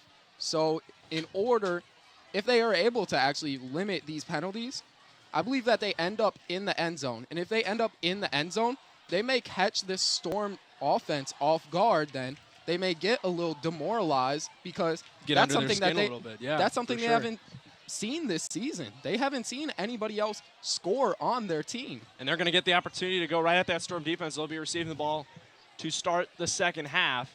We have 24 grueling minutes of football ahead of us, hard-hitting, grit and grinders that we've seen on this team. And we'd be remiss if we didn't say that you'd expect to hear Shaking Marshall's number called a lot as well. He wasn't mentioned a whole lot in terms of our reports. I know I mentioned him a little bit, but you can't go without mentioning King in this game. He started the game, very first play, taking a kick to the house, having an interception on the defensive side of the ball, making many pass breakups. He's been a huge factor for the Storm tonight. Oh, yeah, he definitely has, and he's worked hard over the summer. I already mentioned earlier that he plays 7-on-7 for Boom Midwest, and then also over the past few months, he was able to pick up an offer from Judson University right down the street to play football. So he's a man who's been on his grind, and it's been paying off for him, and we're definitely seeing it in this game. For sure. He's been working hard. He's getting rewarded both right now and then going forward in his future. King is playing very, very well at the moment, and we are moments away, it seems, from the Storm booting one off to the Maroons and letting that defense get back to work. But needless to say, it's been a fun one today. It's been a fun one. Yes, indeed it has. Just the environment itself it's been amazing. I don't think anybody's left here yet. Everybody's still hanging around, which is really good to see. Seats are still packed, and might I add that people are down there in lines for concessions, in lines for the bathrooms, and we still see this great crowd and barely see any seats that don't look filled up. No, not at all. Like we said, we don't see a whole lot of empty bleacher in front of us, to the left of us, to the right of us. So this is making me wondering if the AD of South Elgin was correct, if AD Jez was right in expecting that and saying that this would be a record-breaking crowd for South Elgin. I would not be surprised if this is record-breaking at all. There's a lot of people here. Not to say, I went out by the trailer. There's people hanging out by our trailer. Like near the trailer, there's people there. There's people hanging out literally like 2 feet to our left, right outside the booth, nearly knocking on the glass, saying, "Andy, Daryl, when you guys got a couple seats in there." We got a pretty good view of the game tonight. This is pretty exciting, pretty awesome for us to see, for sure. So, yep. Even with the extra rented bleachers, it's almost standing room only. Oh, pretty much, yeah. It went up by the concessions. The lines were about 20 minutes deep. It's definitely crazy for sure. And we're hoping we can get underway here shortly. That is the game plan. Hey, come on in here, bud. Come in this way. Yep, and South Elgin has definitely been waiting on this for a long time. We mentioned earlier the school opened in 2005. From 2006 to 2011, they played all their home games at Millennium Field over at Streamwood High School. And then finally, in 2011, when this stadium here opened up, they played their first Saturday morning, really, home game. Yeah. And now, some 14 years later, after the school opened, they finally got some Friday night lights. We got it. We got it here. Senior year, too, for all the seniors that are playing. I mean, even for us, too, we're seniors, so having this and still being a student is super cool. Yep, and I remember coming in and it just being an emphasis to fundraise to build up for this moment. Coach LaRue over to our right, obviously doing the PA for the game, but he even had fundraisers like Run for the Lights set up where we hosted 5Ks at the school in order to raise money to fund for these lights. Yeah. And just now coming in as a senior, now we're really on our way out as seniors. On our way out, yes. It's something to behold. It's something to see. It's something you can look back at and say, yeah, that was pretty special to be a part of, no doubt.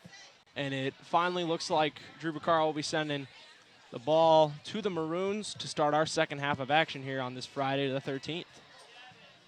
We seeing him talking to the ref. Wonder if he's talking to him about that. That hit from earlier? Yeah. Yes, sir, man. Yeah, Drew certainly got riled up about that one earlier. He was not terribly pleased. If you guys missed it earlier, they let Drew Baccaro, who's a very talented kicker, punter for the Storm. They got him in on offense. He made a reception, got the first down, and then essentially just got knocked out of bounds completely when he was already out of bounds. Like, it was, I don't know if you saw it. I saw it was pretty clear that Drew was already out of bounds. And he was trying to go at it. His teammates did a good job of holding him back, keeping him controlled. But yeah.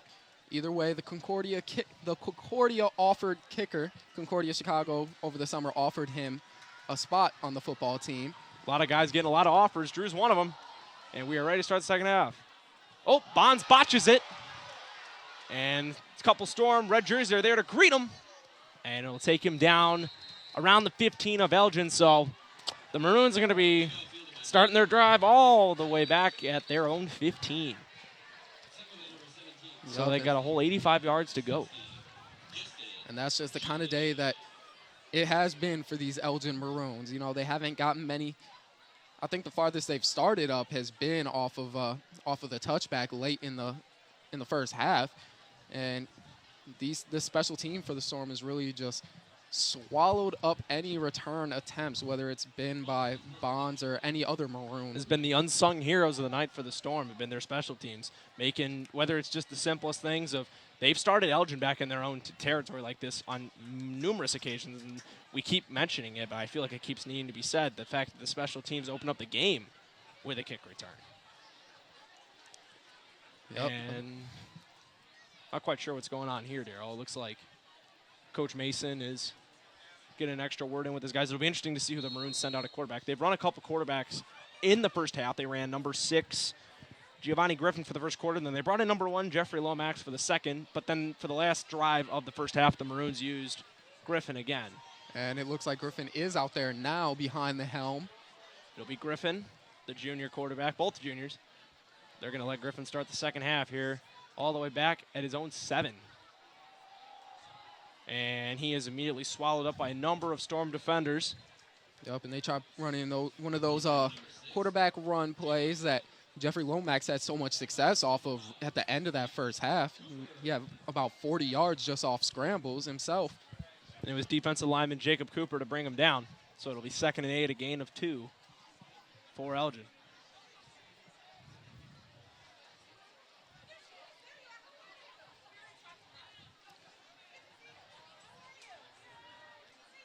Griffin looking. He's got West on his side.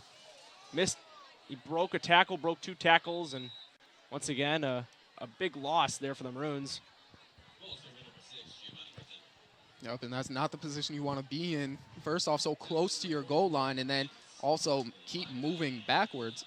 It'll be, once again, senior linebacker Vince Kleinite making the tackle. Once another guy who I mentioned at the halftime report has had his number called so many times tonight, and there's a good reason why. The Maroons just can't find a way to stop him. Yup, he spent 3 years on the varsity level, and he's been making plays ever since. It'll be 3rd and long, 3rd and 11 from their own 6. Griffin drops back, looking, and he's going to get swallowed up. Once again, I believe that was Jacob Cooper, number 55 for the Storm, to bring him down. And it'll be 4th down and long, and it looks like the Maroons are going to have to punt it out of their own end zone. I will give it to Griffin, though. He did have the IQ enough to try and force his momentum forward instead of allowing himself to be tackled backwards into the end zone, which would have resulted in the safety. Taking a hit there. And the Storm will send back Davion Sherwin, hanging out around the Storm, or the Maroons 42, I should say, as we've now hit officially less than 10 seconds remaining. 10 minutes, I should say, not 10 seconds. That'll go by really quick here in this quarter. Ball's away. Sherwin's got it. And he is he in? He's in. Touchdown Storm. Another special team touchdown. This time for number 42, Davion Sherwin. And it looks like we're going to get a replay of this. And check this out. I'm sure after this game, once they tweet that Davion scored this touchdown, Coach LaRue, the track coach here at South Elgin High School, will retweet it saying speed kills. Let's check out this replay right now. Looks like Davion was able to catch the ball, get a full head of steam, and just too quick for everybody. Am I right? untouched, it seems, until the end when he got knocked into the end zone. You got Davion's family sitting in front of us, very, very excited after he brings in his first touchdown of the night. It'll be 33-0 Storm as Bucaro will look to knock home the PAT.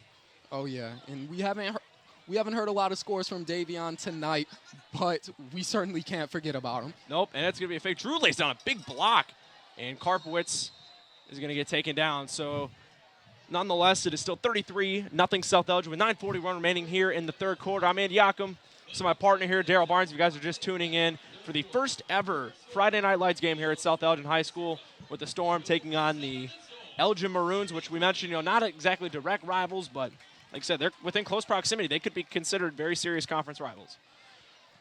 Yes, sir. And with Elgin trying to make the playoffs for the first time in a couple years, this is a big game for them. They're going to need to find a way to dig in and try and come back if they want to keep their playoff hopes alive. Obviously this isn't the end of the season. Oh, no. There's still more games to be played, but I'm sure they want this one.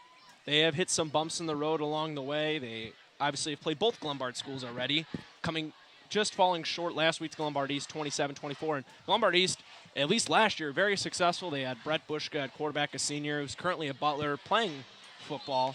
So they've had success in recent years. They came in here, Glenbard East did last year, South Elgin on homecoming, and beat them by 24.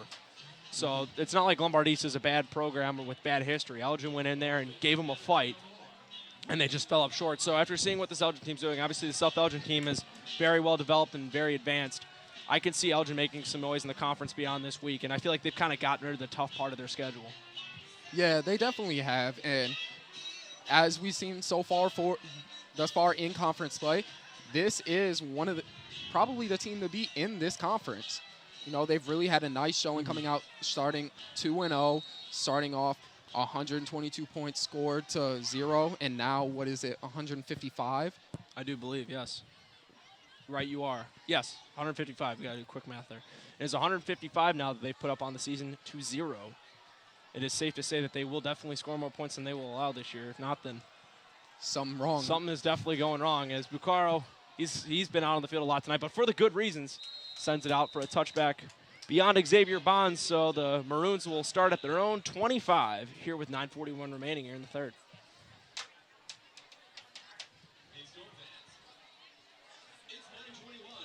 Now we're going to see if Elgin can pull it together and rally a comeback.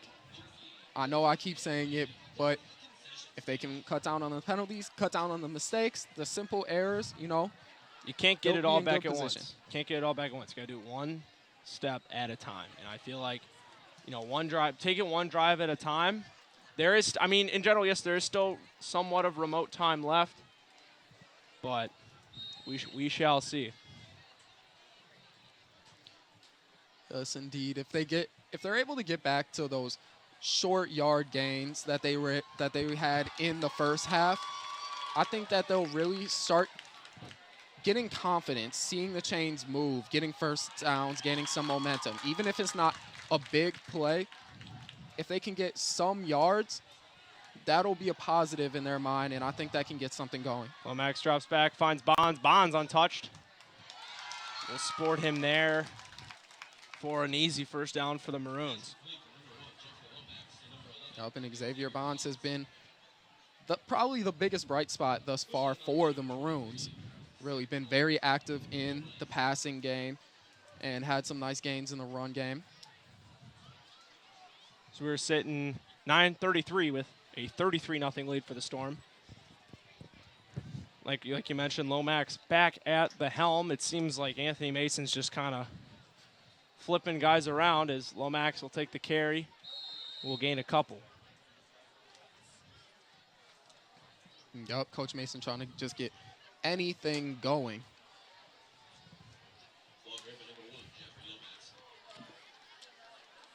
So let's see what they're able to do here. Looks like Jeffrey Lomax lost his towel for a second. Ref kind of helped him out, toss it back to him. He's got it back. 2nd and 10 here from their own 35. Decided, screw it. Let's just leave this back behind me. Let's just get rid of it. He's by himself in the pocket, getting pressured, running for his life. Lomax will flip it, and another completion.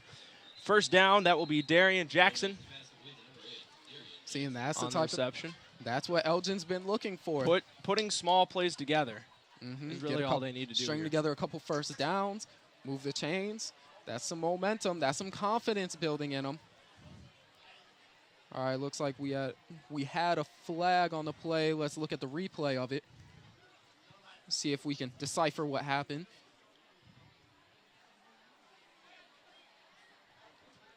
It'll Did you see where it was there? I didn't quite get it. They Let's didn't see quite what, pick it up. what they say. I think it's going against the Maroons.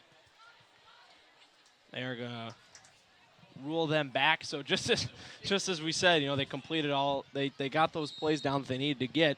Keep moving forward, and just like that, they are backed up. Another flag. Lomax finds Jackson again, and a big tackle. I believe that was Sammy Robles. Could be wrong. Let's see who it was on that play, but man, It was that was- Sammy Robles. Right, I am. Big tackle there by Sammy. yeah, Sammy's been putting in some work in the weight room, and it's obvious there. Let's see if we can get a replay if we got a good shot of that. And Sammy They just, just picked him up. I believe he wrestles. yeah, well, we can see it there. Yeah, we could see it there, definitely, with the takedown there. If I he cou- I doesn't, could be wrong. I could be wrong. He could be a wrestler. He could not be a wrestler. I believe he does have a background in wrestling, and There you go. if not, or after that, I'm sure the wrestling coach will be contacting him shortly. And there you go. Big play there made by Sammy. It'll put a 2nd and 27, so it appears that there's another hold or false start on the South Elgin side.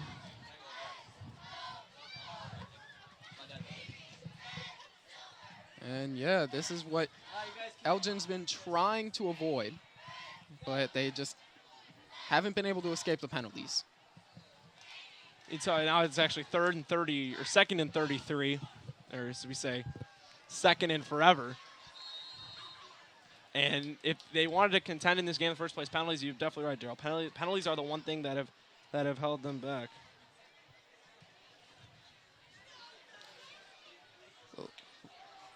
And nothing really happening there. Lomax just trying to run right up the middle again, and Storm weren't having it this time.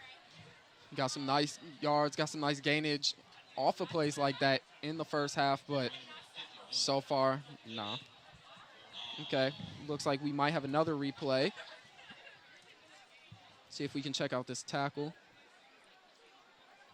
A nice and takedown there. That'd be Anthony Viscuso. yeah, Yet another senior on the defensive side of the ball for the Storm. Lomax, 3rd and long. 3rd and 16. Looking, running again. Hit as he throws. Picked off. That's Marquise Gillespie with the pick. He's got blockers in front of him. And he is going to run into a herd of Maroons. And just like that, the Storm will set up shop in Elgin territory, looking to add on to this ginormous lead that they possess. And Daryl, Elgin can't afford to continue to make plays like that if they want to stay in this game. I mean, they really can't. They're letting South Elgin get into their game. This is what South Elgin likes to do. They like to force the offense to make mistakes, make big plays on defense, and then they've been able to punch it home with their running game so far. And if you look, I do believe number 33, Drew Buccaro, is back on the South Elgin offense. Maybe we'll see him get involved here as 7:51 remaining here in the third quarter. King in motion. Karpowitz snap in the air, and the Maroons are going to take over on possession. Just like that. One play, a botched snap, and the Maroons will get the ball right back. So that interception will get made up for itself right here. Yep, that's certainly that's a textbook way to make up for a missed opportunity. And you see Coach Tionic, he's talking to his guys, telling them, it's just the learning curves that they're going to go through here. Yeah, tell him to slow down a little bit. I think the sophomore quarterback Carp, he got a little too ahead of himself. A little in too what ahead of he himself. wanted to do. That's Kinda all right. Turn the pitch before he had the ball completely. Having a 33-point lead, thankfully, having the lead, stuff like that can happen, and having this amazing defense, that it should be nothing to worry about for them. I think they'll be A-okay. But nonetheless, I think we got Giovanni Griffin now back under center for the Maroons. As I honestly think it's every possession now that the Maroons are going to switch out on quarterbacks. That's where Coach Mason is. I'm guessing what we're seeing from Elgin is they got a little bit of, whether it's they're going to split time or a little quarterback competition. And he's still trying to figure out who his number one guy is. And he slings it out to Bonds. What a grab by Xavier Bonds. And Dale, right there, that might prove that Giovanni Griffin might be their guy. Yeah, nice toss. I will say Jeffrey Lomax has been able to make up some ground, make some gains, get some yards on the ground with his legs. But Giovanni Griffin has been the guy to sling the ball downfield, and really with his connection with Xavier Bonds, he's just been tossing it up in the right position for Xavier to make plays. And right now, Giovanni seems to be the guy to keep moving the chains. And Griffin will start 1st and 10 into the Storm side of the field on the 49. Drops back, looking to find his man West on the side. And he turns what looked to be originally a potential loss of yards. He grabbed a couple there as he was able to dodge a few Storm tackles. Actually, that. Let's get a replay of that to see. The PA saying it was Bonds. I do believe it was West who caught it. Yeah, and it was junior Alex Nawarral and senior Sammy Robles were a company to take him down.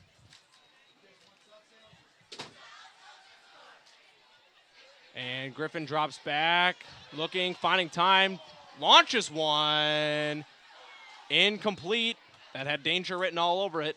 Griffin almost got lit up as he threw that ball. And you can tell the difference in the quarterbacks. Jeffrey Lomax, definitely more of a scrambler. He's a bigger guy. He can run a little bit more.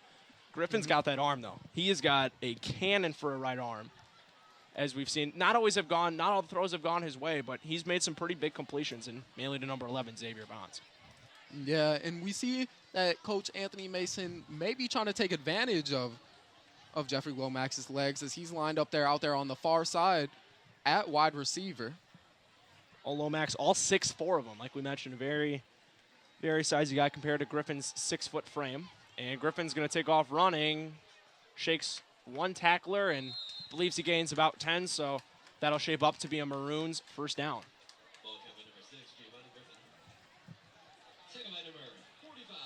Yep, it'll depend on where they spot it. Yeah, it's either that or it's going to be second and extremely short, or third and extremely short, I should say. No, this is going to be 4th down. Looks like 4th and inches.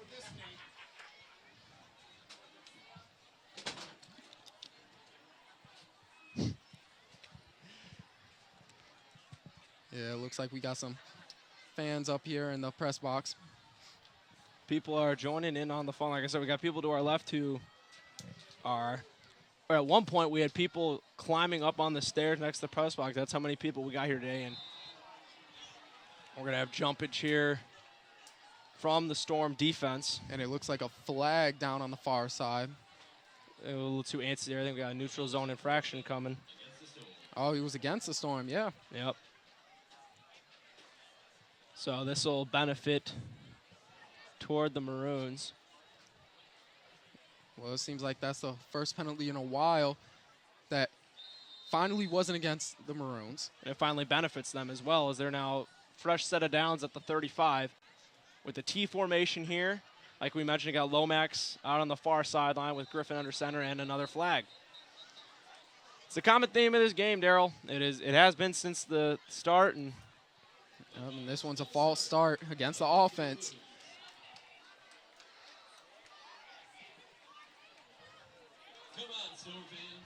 And I guess we can take a look at the false start, see who it was that jumped. Can't tell from here. Oh, it looks like 15. 15. Number 15, who? That would be Mack, Noah Mack. Yeah. One of the wide receivers jumped. Just kind of flinched a little bit, and it's good enough for a yellow flag. Another T formation here, 1st and 15 from the 40, so just as the Maroons thought they got out of it, another penalty their way. Mack shifting in formation. Griffin immediately pressured, hit as he throws. Tip by the Storm. Oh, they're going to call defensive pass interference, I do believe. Yup.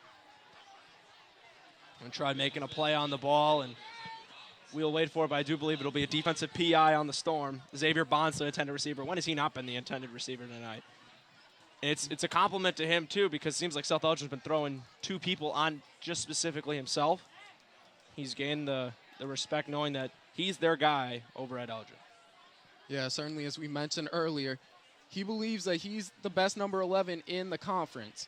You know, Corvée King on the other side, number 11 for the Storm. He's been having a good game himself, but Xavier Bonds really has had a showing. He's been having a nice night, and he commanded the double coverage there on that play, as on the other side we had number 8 Darian Jackson for Elgin in single coverage, but in man-to-man single coverage, but they sent help Xavier's way because they knew that was probably where the ball was going. Help. It would be even better if Bonds could find himself in the end zone. I would definitely give him encouragement first. Now as Griffin takes off, bounces off one defender, and the entire Storm defense will take care of the rest. A big run there for Griffin. And that's Give huge. them a first down. And I don't know if the Storm fans realize it, Daryl. They're getting pretty excited and shooting confetti off, but it's for the wrong reason down there, guys.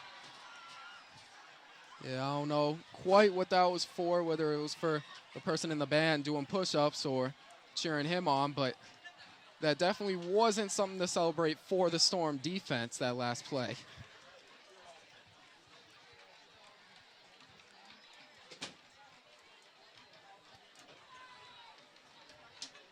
And I believe, it'll be 1st and 10 from the 25, and they're going to back him up. Yeah, they're calling it back. Maybe that was what they were cheering. Maybe we miss out.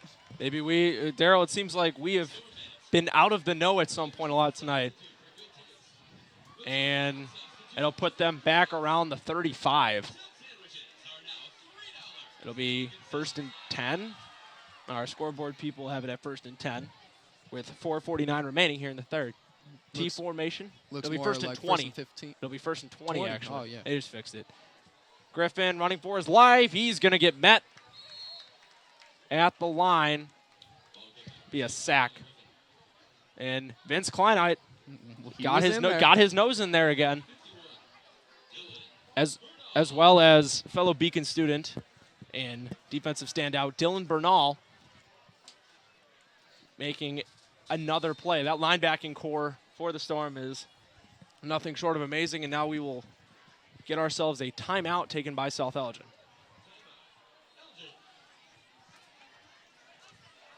Well, Elgin's been trying to string together. They have been able to string together some first downs, but the penalties have still come back to haunt them, it seems like.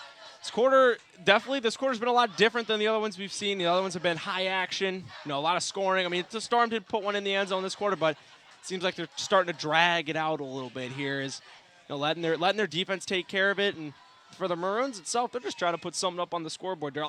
I do firmly believe they can do that. I definitely think compared to the other 2 offenses that the Storm have seen, this one is the one that has the ability to put something on that scoreboard. Will they? I mean, that is yet to be seen. I don't think the Storm defense believes that anything's going to get put on that board all season. Yeah. Which is the right mindset to have. I do agree with you, though. I was at the West Chicago game, and I was looking at the updates, refreshing the feed on Twitter for the East Aurora game, and this is the one that makes me the most nervous for the Storm defense. They've been in some high stress situations, making me a little anxious. But you can't argue with results. I mean, it's a goose egg is a goose egg up there, and the Storm are providing it for sure. Griffin drops back. Oh, he is hit hard. Taken down for yet another sack. That one looks like that might be Bernal, too. As we will hear from our PA man here in a minute. That'll be Michael Roth. Michael Roth brought down Griffin there. Yep. A junior defender, so definitely someone you'll look to see taking a step up next year. He's obviously making plays for him this year, but he'll be a linebacker or a guy in the front 7 looking to take the reins from a lot of these seniors right now. Griffin drops back on 3rd and long, finds Wes on a screen play, stays on his feet, another flag. He was hit by a couple Storm defenders. We'll have to see what the flag is here. It was 3rd and long, 3rd 28 for the Maroons. They found themselves in that position a lot tonight, Daryl.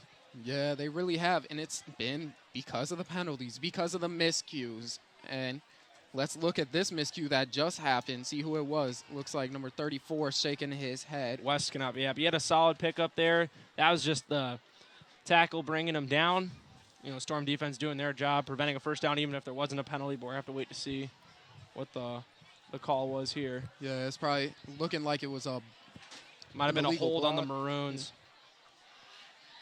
We cannot stress it enough. It has absolutely destroyed them tonight. These penalties. It seems like they've had a penalty in almost every other play. And the Storm fan section, the Storm student fan section, certainly feeling themselves now is looking less and less like the Maroons are going to score on this trip. And 4th and long. Griffin slings one out there. He's got Bonds. Oh, Xavier almost came up with it. That would have been something. Yeah, wouldn't that have been something? Just as I talked about them not being able to score, they would have converted on a big third and what is forever. that? Yeah. 3rd and forever. 3rd and 34. I thought it was 4th. They just replayed down. It would have been a 3rd and forever. There's another flag, Daryl. This is getting out of hand here. This is a hold. Is this one on the Maroons as well? It is on the Maroons as well. And that's just one that kills your spirit. It's got to be at some point here that Coach Tionic will just decline the penalty and let them run a 4th. I think Coach Tionic has declined the penalty. It'll be 4th and 34, a.k.a. 4th and forever. And we'll see. It looks like the Maroons are going to kick it away. Send out their punter, Brian Isabel, to give it right back to this high-octane offense that we see here in South Elgin with 3:28 remaining here in the 3rd. Let's see. This wouldn't be the first time they tried to pull some trickery. Another flag has just been thrown, and the punt got tipped. We saw some scruff action going on as Vince Kleinite took care of a block himself.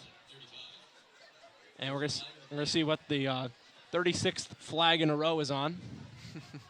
And it's going to be a false start on Elgin. This is almost, in terms of the penalties, Daryl, this is almost getting hard to watch. Yeah, it really is. And I don't know if this means they're gonna have to re-kick it, or they're gonna have to run another play. I'm telling you, this is probably not going to be a fun day in the film room for this offensive line. I don't think this is going to be a fun bus ride home for the Maroons either. This is going to be a very quiet way back. At least it's not a very long ride for them. It is, like you mentioned, they're about 5-10 minutes down the road. This will be a quick ride, but this is definitely going to be something they're going to have to think about going forward. Is Davion Sherwin lines up around the 20 for the Storm. We will look to hopefully no flags will get thrown on this punt here, and the Storm offense can take over. Yep, Elgin, they started off looking really good, Andy. You know, Giovanni Griffin, he came out really slinging that thing, and Xavier Bonds came out hot, and yeah, nothing's come out of it ever since. Yeah, ever since they missed that first opportunity to score, they've just been downhill. Oh, and that's going to go to the Elgin. Did that touch Davion? Did that touch Davion? That touched Sherwin. It did. And the Maroons will yet again get possession back. And talk about and another flag. That's probably going to be something unsportsmanlike. I could be wrong. I'm pretty sure another flag was thrown. Yep, there's a flag line there around the 35. So what are we at now? About 38 flags thrown in a row now, it seems. 38 straight plays, 38 flags. That's what it feels like. Yeah, it seems like we're coming around to that half a century. And we're going to wait for our head official here to tell us what happened. It's going to be unsportsmanlike conduct on the Maroons. And it'll still be their ball. But once again, Daryl, they're going to be backed up. That was a 4th and 39 that they just punted the ball on. Well, that was essentially just a 39-yard conversion. Pretty much. Yeah, pretty much. They've actually done that twice now where they've punted the ball and they've regained possession off like a fumble or a botch punt. It serves as a first down for them. That's been kind of interesting. So now they will get fresh set of downs. Giovanni Graham under center. They are within the Storm 40. And he is by himself in the backfield. 4 receivers, 2 to his right, 1 to his left. Jeffrey Lomax in the slot to his right. All of his 6'4" frame. Griffin takes a snap. He's going to draw it and run it himself upfield. And there are 3 members of the Storm defense there to take him down. A solid gain, though. And, Daryl, no flags. We did not get a flag that play. That is something you like to see.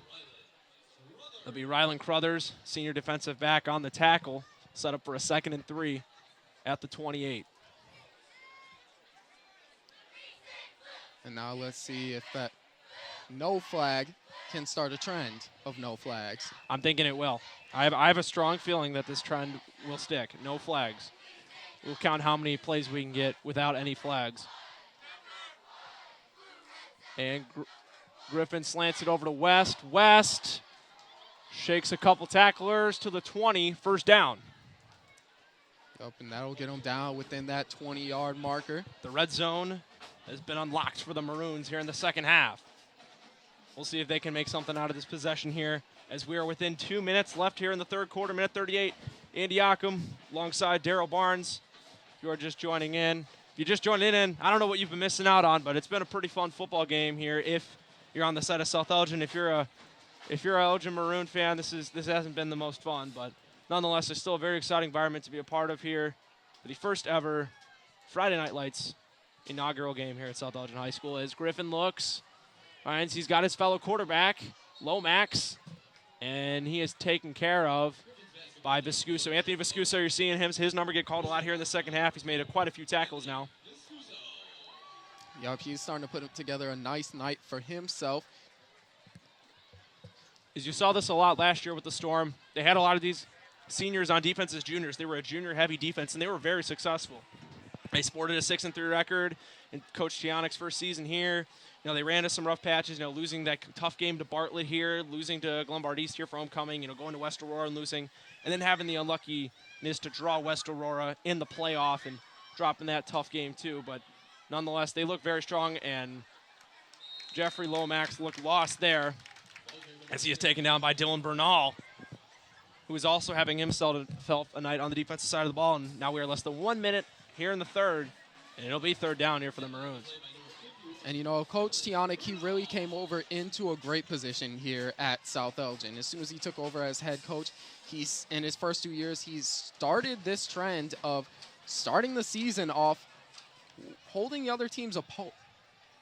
opponents, my apologies, holding nothing. them scoreless. Absolutely exactly. nothing. It's definitely been a good thing to see. Defense has had a lot of success the last couple of years, and it's showing on the scoreboard here. As 3rd and 13 from the 22. Dropping back. Looking, nothing. Finds a running lane. And it'll be just short of the first down there for Griffin, which will set up a 4th and manageable. But before we get to there, I do believe our time's going to run out on us here in the third. So heading into the fourth quarter, we'll pick back up with the Maroons on a 4th down. The Storm 33, the Maroons nothing. Andy Ockham alongside Daryl Barnes. We'll be back with you guys here for the start of the fourth quarter.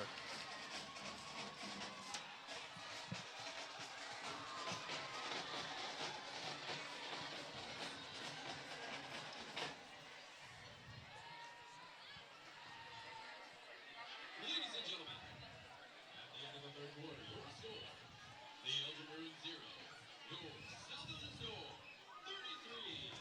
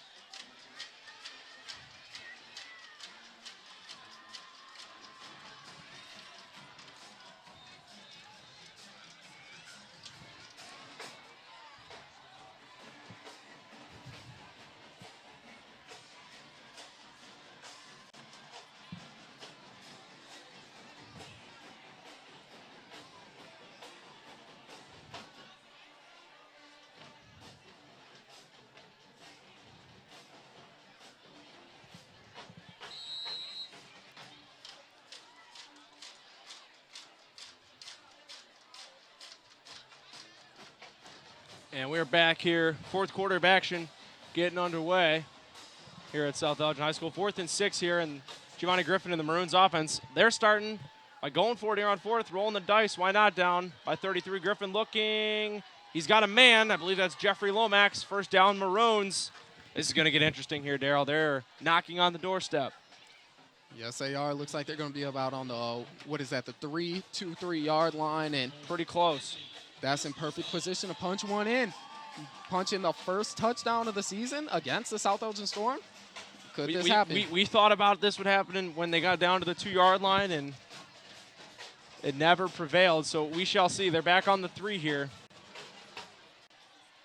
It'll be Griffin in the T formation, West shifting, and that's going to be another either illegal formation or another false start. Seems like whenever they're in that formation, the Maroons keep getting called for that. And yeah, that's disheartening. Last time they were in that position, they had that unfortunate miscommunication between Griffin and Bond. And no, that was Lomax and Bonds when they had the fumble and then recovered it. And now this time a false start as soon as they get within 5 yards, and now they're right back outside of it. They're just all out of luck right now for sure. And they'll be back at the 8 now, running a 2nd and goal. As the penalty definitely came in to plague them there. Once again, that T formation, West to his left. And then Lomax with a one-on-one opportunity down here towards our end. Look his way, tosses, knocked down. That was Marquise Gillespie.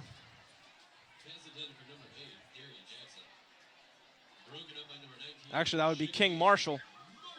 Who else but Shaking? He's been the man on the special teams and the defensive side of the ball here today. Yep, he has been the playmaker, the stopper. He has single-handedly saved 2 or 3 touchdowns, I believe. Oh, for sure. I believe our student section is gonna pop a squat here for the 4th, or at least for some of it. Oh, nope, they're doing the roller coaster. And it looks like Elgin is settling in for a long ride on this drive as they just keep moving back. It'll be 3rd and long. They're having some fun on the roller coaster in the student section over there.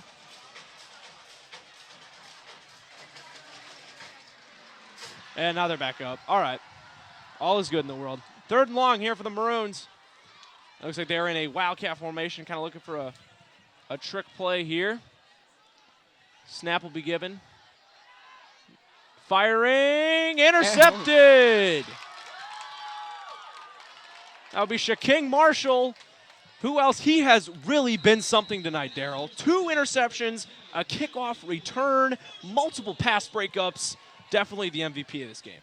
Not just 2 interceptions, 2 score-saving interceptions. At the goal line. In the red zone, saved South Elgin from giving up their first points of the season. And now there's another flag at the goal line. It's going to be on the Storm. I wonder, will this put the Elgin offense back on the field? And because there's 2 flags out there. There was one after the Storm got the interception, and we're trying to run it back. But I did not see when the first one was thrown. And they're motioning. It's still going to be Storm ball. Storm will take over within their own 10-yard line. So obviously up 33. We can almost write this thing off at this point, I'm pretty sure. So the Storm are going to see, well, this isn't out of the normal for them. We're probably going to see the ball being handed off a lot, which usually teams will do toward the back end of the game. But, I mean, for the Storm, it's pretty normal, and it's worked out really well for them so far this season. They are actually back at their own 1-yard line as Ben Karpowitz is lining back up in the end zone. This is an opportunity here for Elgin's defense to put up points. And possibly.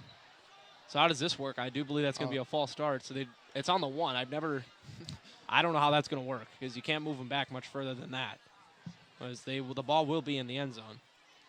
Well, they'll start it off on maybe the 1-inch line. Oh, it's encroachment on Elgin. All right, so the Storm will get out of their own end zone here. So sadly, we won't get to figure out what happens in that situation, but we will advance the ball 5 yards. And just like that, the Storm have a little breathing room now at the 6. Running backs are still lined up near the end zone. My guess is still handoff. Yep. And Carp kept it himself, and he was taken down by Xavier Bonds and company. Was that for a loss? That was, I believe, a 4-yard. They might be back on the 1 now, if not the 1, the 2. As we're hoping the Storm can grab a few yards here on this possession if they can't convert, because pretty sure Drew Bacaro does not want to be standing next to the goalpost when he punts out of it. They're now down on the 3. They'll be 2nd and 8 after the 1st and 5.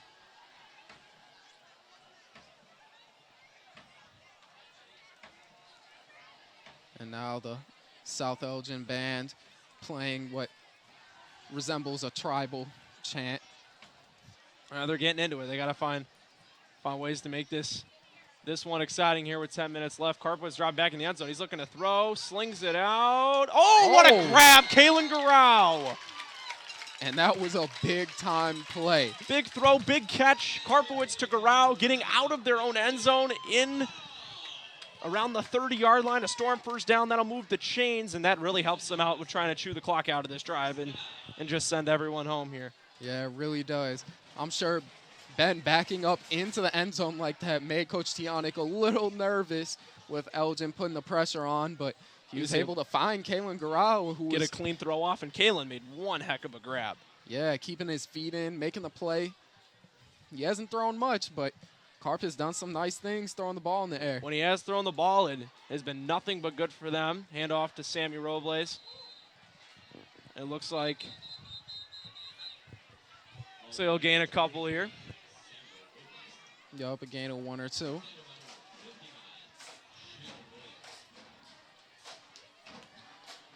But up to this point, it sure has been the environment to play football in. What a night for the first Friday night football game here at South Elgin. It has lived up to the hype, energy-wise. You know, the dance team, cheer team, band, players themselves, you know, all the fans that showed up, students, parents.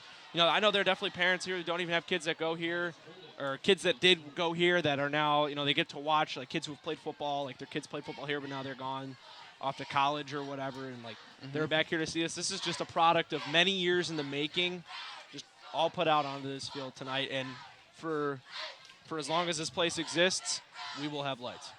And even walking up here, back up to the booth from the halftime show, I was able to see a number of alumni from both South Elgin, Elgin, and even some Bartlett alum. That is pretty cool. And you get, I definitely caught their attention when they knew this game would be happening. It was Marshall's got a lot of room. And that was a lot of room to go on a reverse. He's still he's on still his going. feet. He broke 2 tackles. All he needs is 1 block. Shaking Marshall, have yourself a game. Touchdown Storm. Oh my gosh, Shaking Marshall.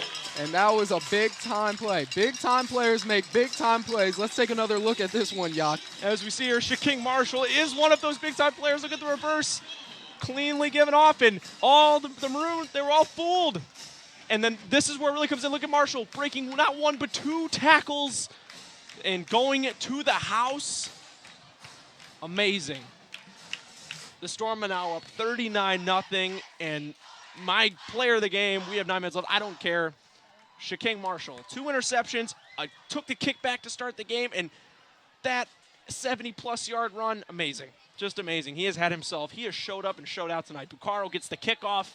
It's good, 40-0.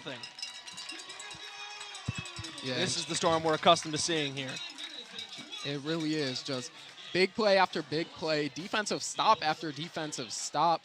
And you are completely right. Shaking Marshall has his handprints all over this game.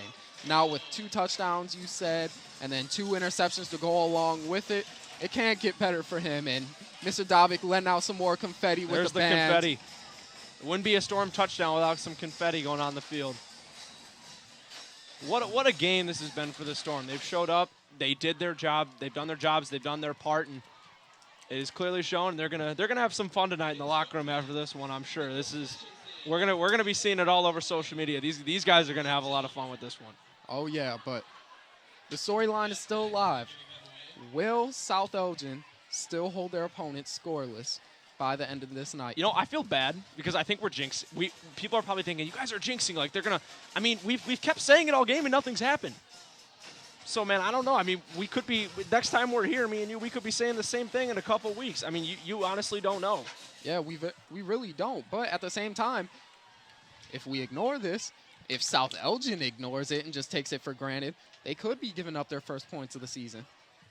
We shall see. 9 minutes, 12 seconds remaining. The Storm have a commanding 40-0 lead in a game that is essentially a done deal. Here as we see possibly junior quarterback Iran Mahmoudi could suit up to enter this one with a 40-point lead in hand. We could be seeing some guys, some fresh faces out on the field for the Storm. I don't know how the Maroons are going to roll. I'm sure they're going to continue to try putting pressure, keeping their same guys out, but definitely see Coach Tionic showing the love, letting his guys get involved a little bit here. Is taken out by Bonds, spin move, breaks 1 tackle, 2 tackle.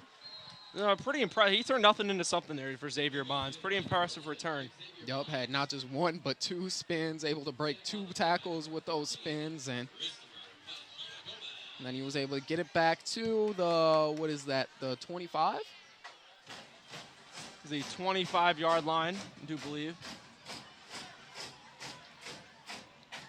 Yep, but Elgin is going to need a lot more of that if they're going to want to put some points up on the board. Stand a chance in this one, which their chances have pretty much completely run out, as chasing a 40-point lead with not a whole lot of time to chip away and chip back just does not look likely for them.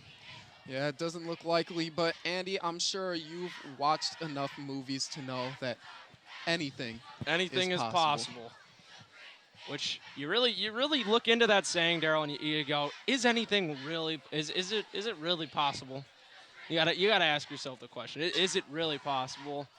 I mean, I guess, but we got a running clock going right now too, which does not help the Maroons at all. And looks like they're going to call a timeout. Nope, timeout. I just assumed it was another flag. It'll be a timeout for Elgin. That being said, I mean, Daryl, we could run through this game. We could talk about this game for hours just because of all the great things that we've seen. But tell me one or two things that have stood out to you the most about either side. I think just the timely stops of the South Elgin defense.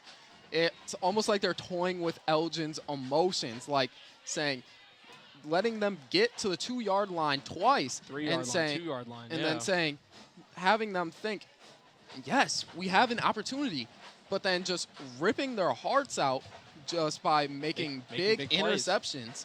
Shaquille Marshall especially making those 2 big picks, but then also the number of penalties that stood out to me for Elgin.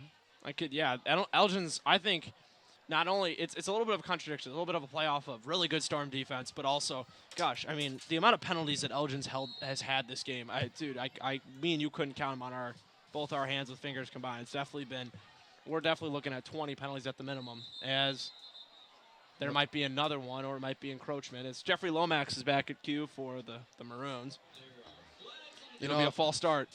I think we can blame it on the full moon, blame it on Friday the 13th. Something has to be causing Elgin to get all these penalties. Might be the all-white jerseys they showed up into. Maybe it's the jersey combo. You know, the Storm rocking the reds, the really clean reds with the super, super cool new white helmets. I like those helmets a lot, I will say. And if you can hear the South Elgin band playing the Avengers theme, trying to maybe intimidate Elgin even more. There we saw senior Andy Cook on the bench, another guy who has poured his heart and soul into this program, and he's a really hardworking guy. You know, we both know Andy personally, and he's really grinded out his years here. He's definitely looking to play football at the next level.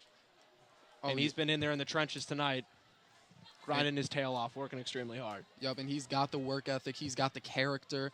He's got everything that he needs. Such a fun guy to be around, I will say. Yeah. He is a joy to be around. He is one of the best. And I believe that he'll make it at the next level. Lomax looking. He's getting chased down. Dodges 1 tackle. Very nice move there by Lomax. I mean, I guess, looking at the guys on the Storm, with us being seniors, we can say, we know a lot of those guys because we do know a lot of these guys. And we know what type of people they are, what type of players they are, what their work ethic is. Because, with us being athletes, we've been fortunate enough to play other athletics with some of these guys. And it's just really cool to see all their hard work paying off. Not only this game, their entire season, just everything they've worked for the offseason is definitely paying dividends right now in this extremely cool and inaugural game for them. And I'm looking over to the left sideline by South Elgin's bench and seeing Aaron Mahmoudi warming up and thinking he could possibly get in the game on the Storm's next drive. He's been throwing passes for last couple drives now. I definitely think he's gonna see some time here tonight. And it looks like South Elgin got to stop right here, forcing a 4th down. And Elgin's gonna go. Anthony Mason, he's at the point where they got to go. They got to go for it at this point. There's nothing left to lose. No point in punting it away here.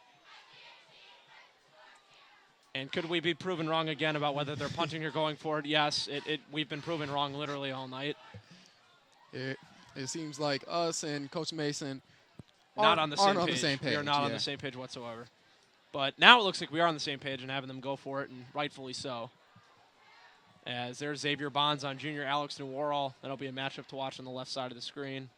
And Lomax running. He is going to be caught up short. Another great stand by the Storm defense. We are under the 5-minute mark here left in the 4th. The Storm will be getting the ball back. And I guess we'll look into who will be trotting out to play QB here for the Storm's possession. Drew Baccaro will be going out there to run in another play, it seems.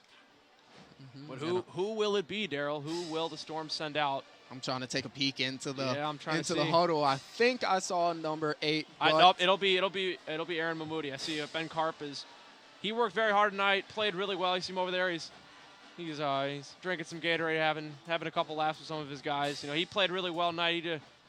He deserves it. And yep, number 8, Aaron Mahmoudi, Jr. will trot his way out there, and he'll look to put a little mark on this game himself here.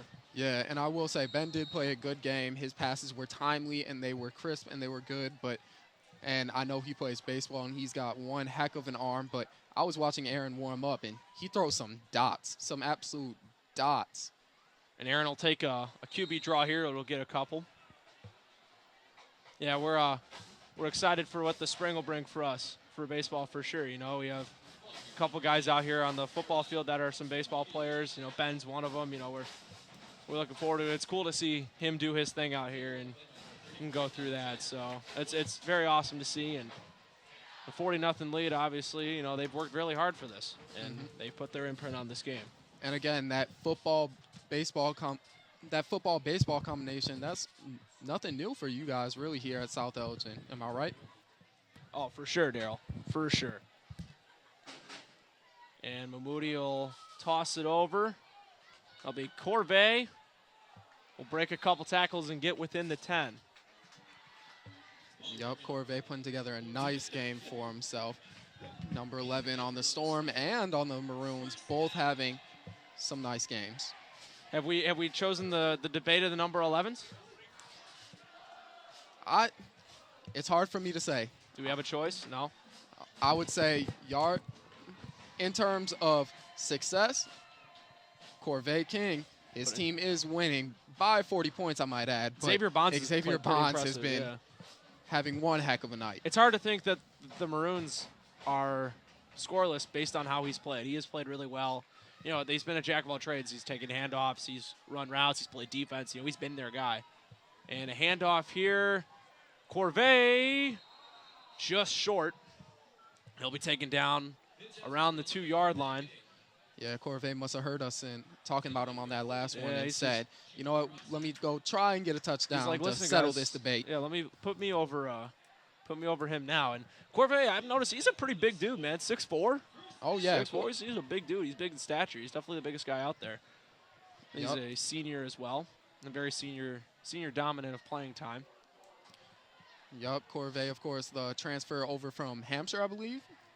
I do know he came over this year, as did Marquise Gillespie. Yep. Those two came over. And they've helped out a lot in terms of the run game. It's been the image of this Storm offense. Them two and Davion Sherwin and Mahmoudi. He's in. Touchdown Aaron Mahmoudi. He'll put the Storm up 46-0 with 1:26 remaining. And I do believe we're going to hit the running clock now. Yup. And there's our student section going strong. Love to see it. Dancing along to the fight song. It's great to see. Great to see on a Friday night. First crowd was a big one. Certainly will be a night to remember. Let's see if Drew Baccaro can cap this one off, make it 47 points. Like we said, we've seen Drew a lot on the field tonight, and usually sometimes as a kicker, punter, you're like, oh, it's not. You don't want to see those guys. We like them, but we don't want to see them out there a lot. Drew has been out there tonight for all the good reasons. You know, PATs, kickoffs. And then even getting his try at receiver. Yeah, he got himself a reception. Oh, yeah. Almost got into a fight, too, while he was out there. But no, Drew's been having a nice night for himself. You know, he's converted on everything. I don't believe he's missed since. I think he was 7 for 7 last game, too. So he hasn't missed since their season opener. And he's looked really solid this year, too. I mean, Storm haven't gotten to a point where they need someone to go out there and try and knock in a field goal, you know, because their offense has delivered on touchdowns and they haven't really left any drives up short. But they know they got a guy there with the boot if they ever need it, and he proves it when he's out there kicking PATs. And he's got some touchbacks tonight too, which has been really impressive to see. Yeah, and I know that's something that he was working on last year. He was splitting time at kicking, and really on kickoffs was more so dominated by the senior Royce Robinson last year, who ended up going to Tennessee State University and is kicking for them. Royce has a leg. I do remember. Yeah, and so he was getting him a bulk of the run at kickoffs, but Drew's really worked at that part of his game. He was working all summer. He was here by himself numerous times over the summer. I do remember. I've seen that throughout social media. Drew is a dedicated guy. You see him. He's either always in the weight room or always out here knocking down field goals, working on kickoffs. Yep, and he's a hard worker. He really is a hard worker. You know, he may not have your typical frame for a kicker, but he's been successful. And now we see the student section with the I Believe chant.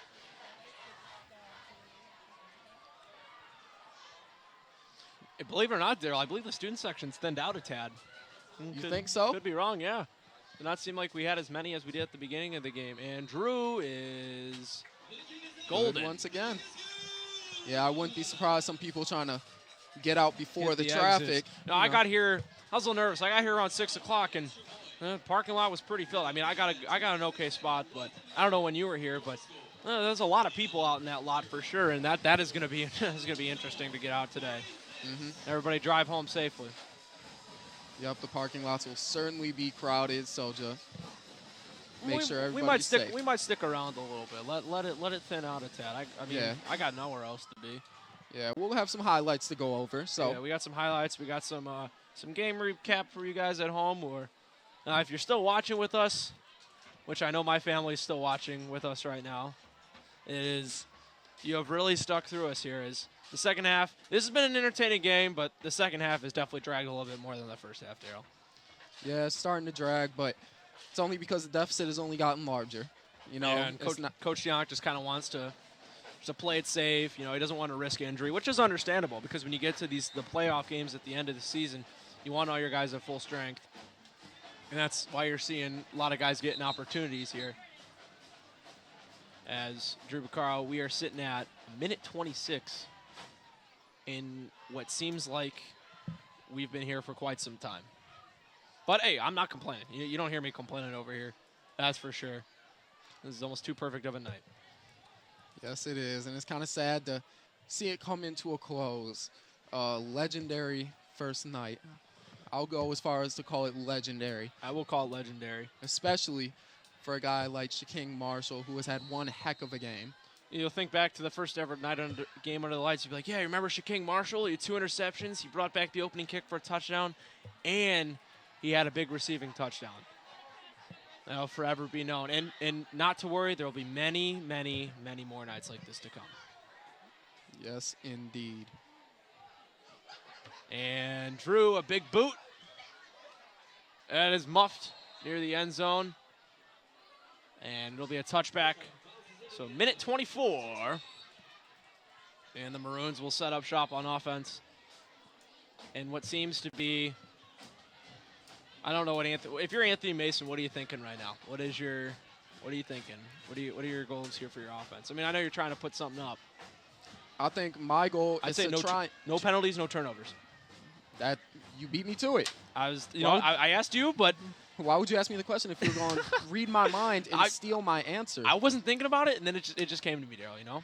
No, yeah, I definitely agree. Just see if you can make it a series, make it a drive without getting a penalty. There's only 50 seconds left, so And see with if a you- running clock, see if you can get 2 plays and no penalties. no penalties, And no I'm sure- turnovers. And I'm sure they'll be a little more lenient to throw the flag with seconds remaining, but And that one will be incomplete.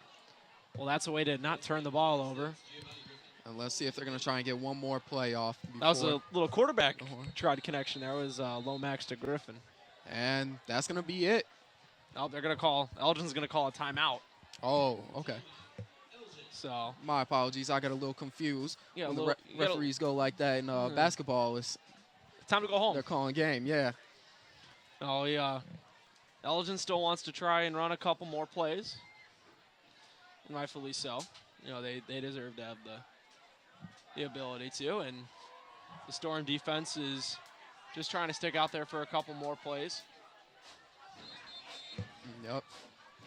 And as the student section has started to clear out, the band section certainly hasn't. They're still 200 strong, and they're going to be here for a little bit afterwards, too. They always go and they perform a post-game little concert performance at the flagpole over by the main entrance, and There you they're go. still playing strong.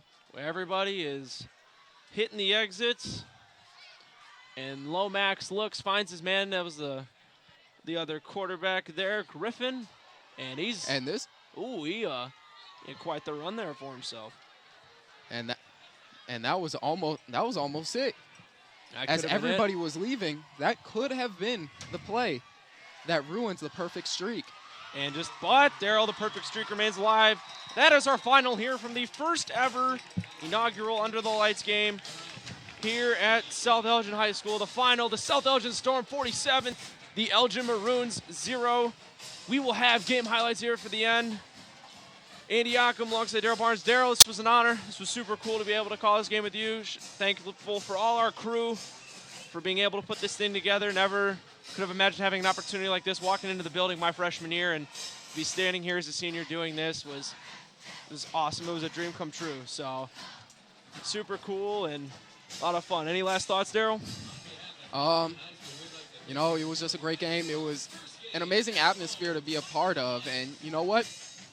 Let's take a look at some highlights. Let's do it. See you guys next time.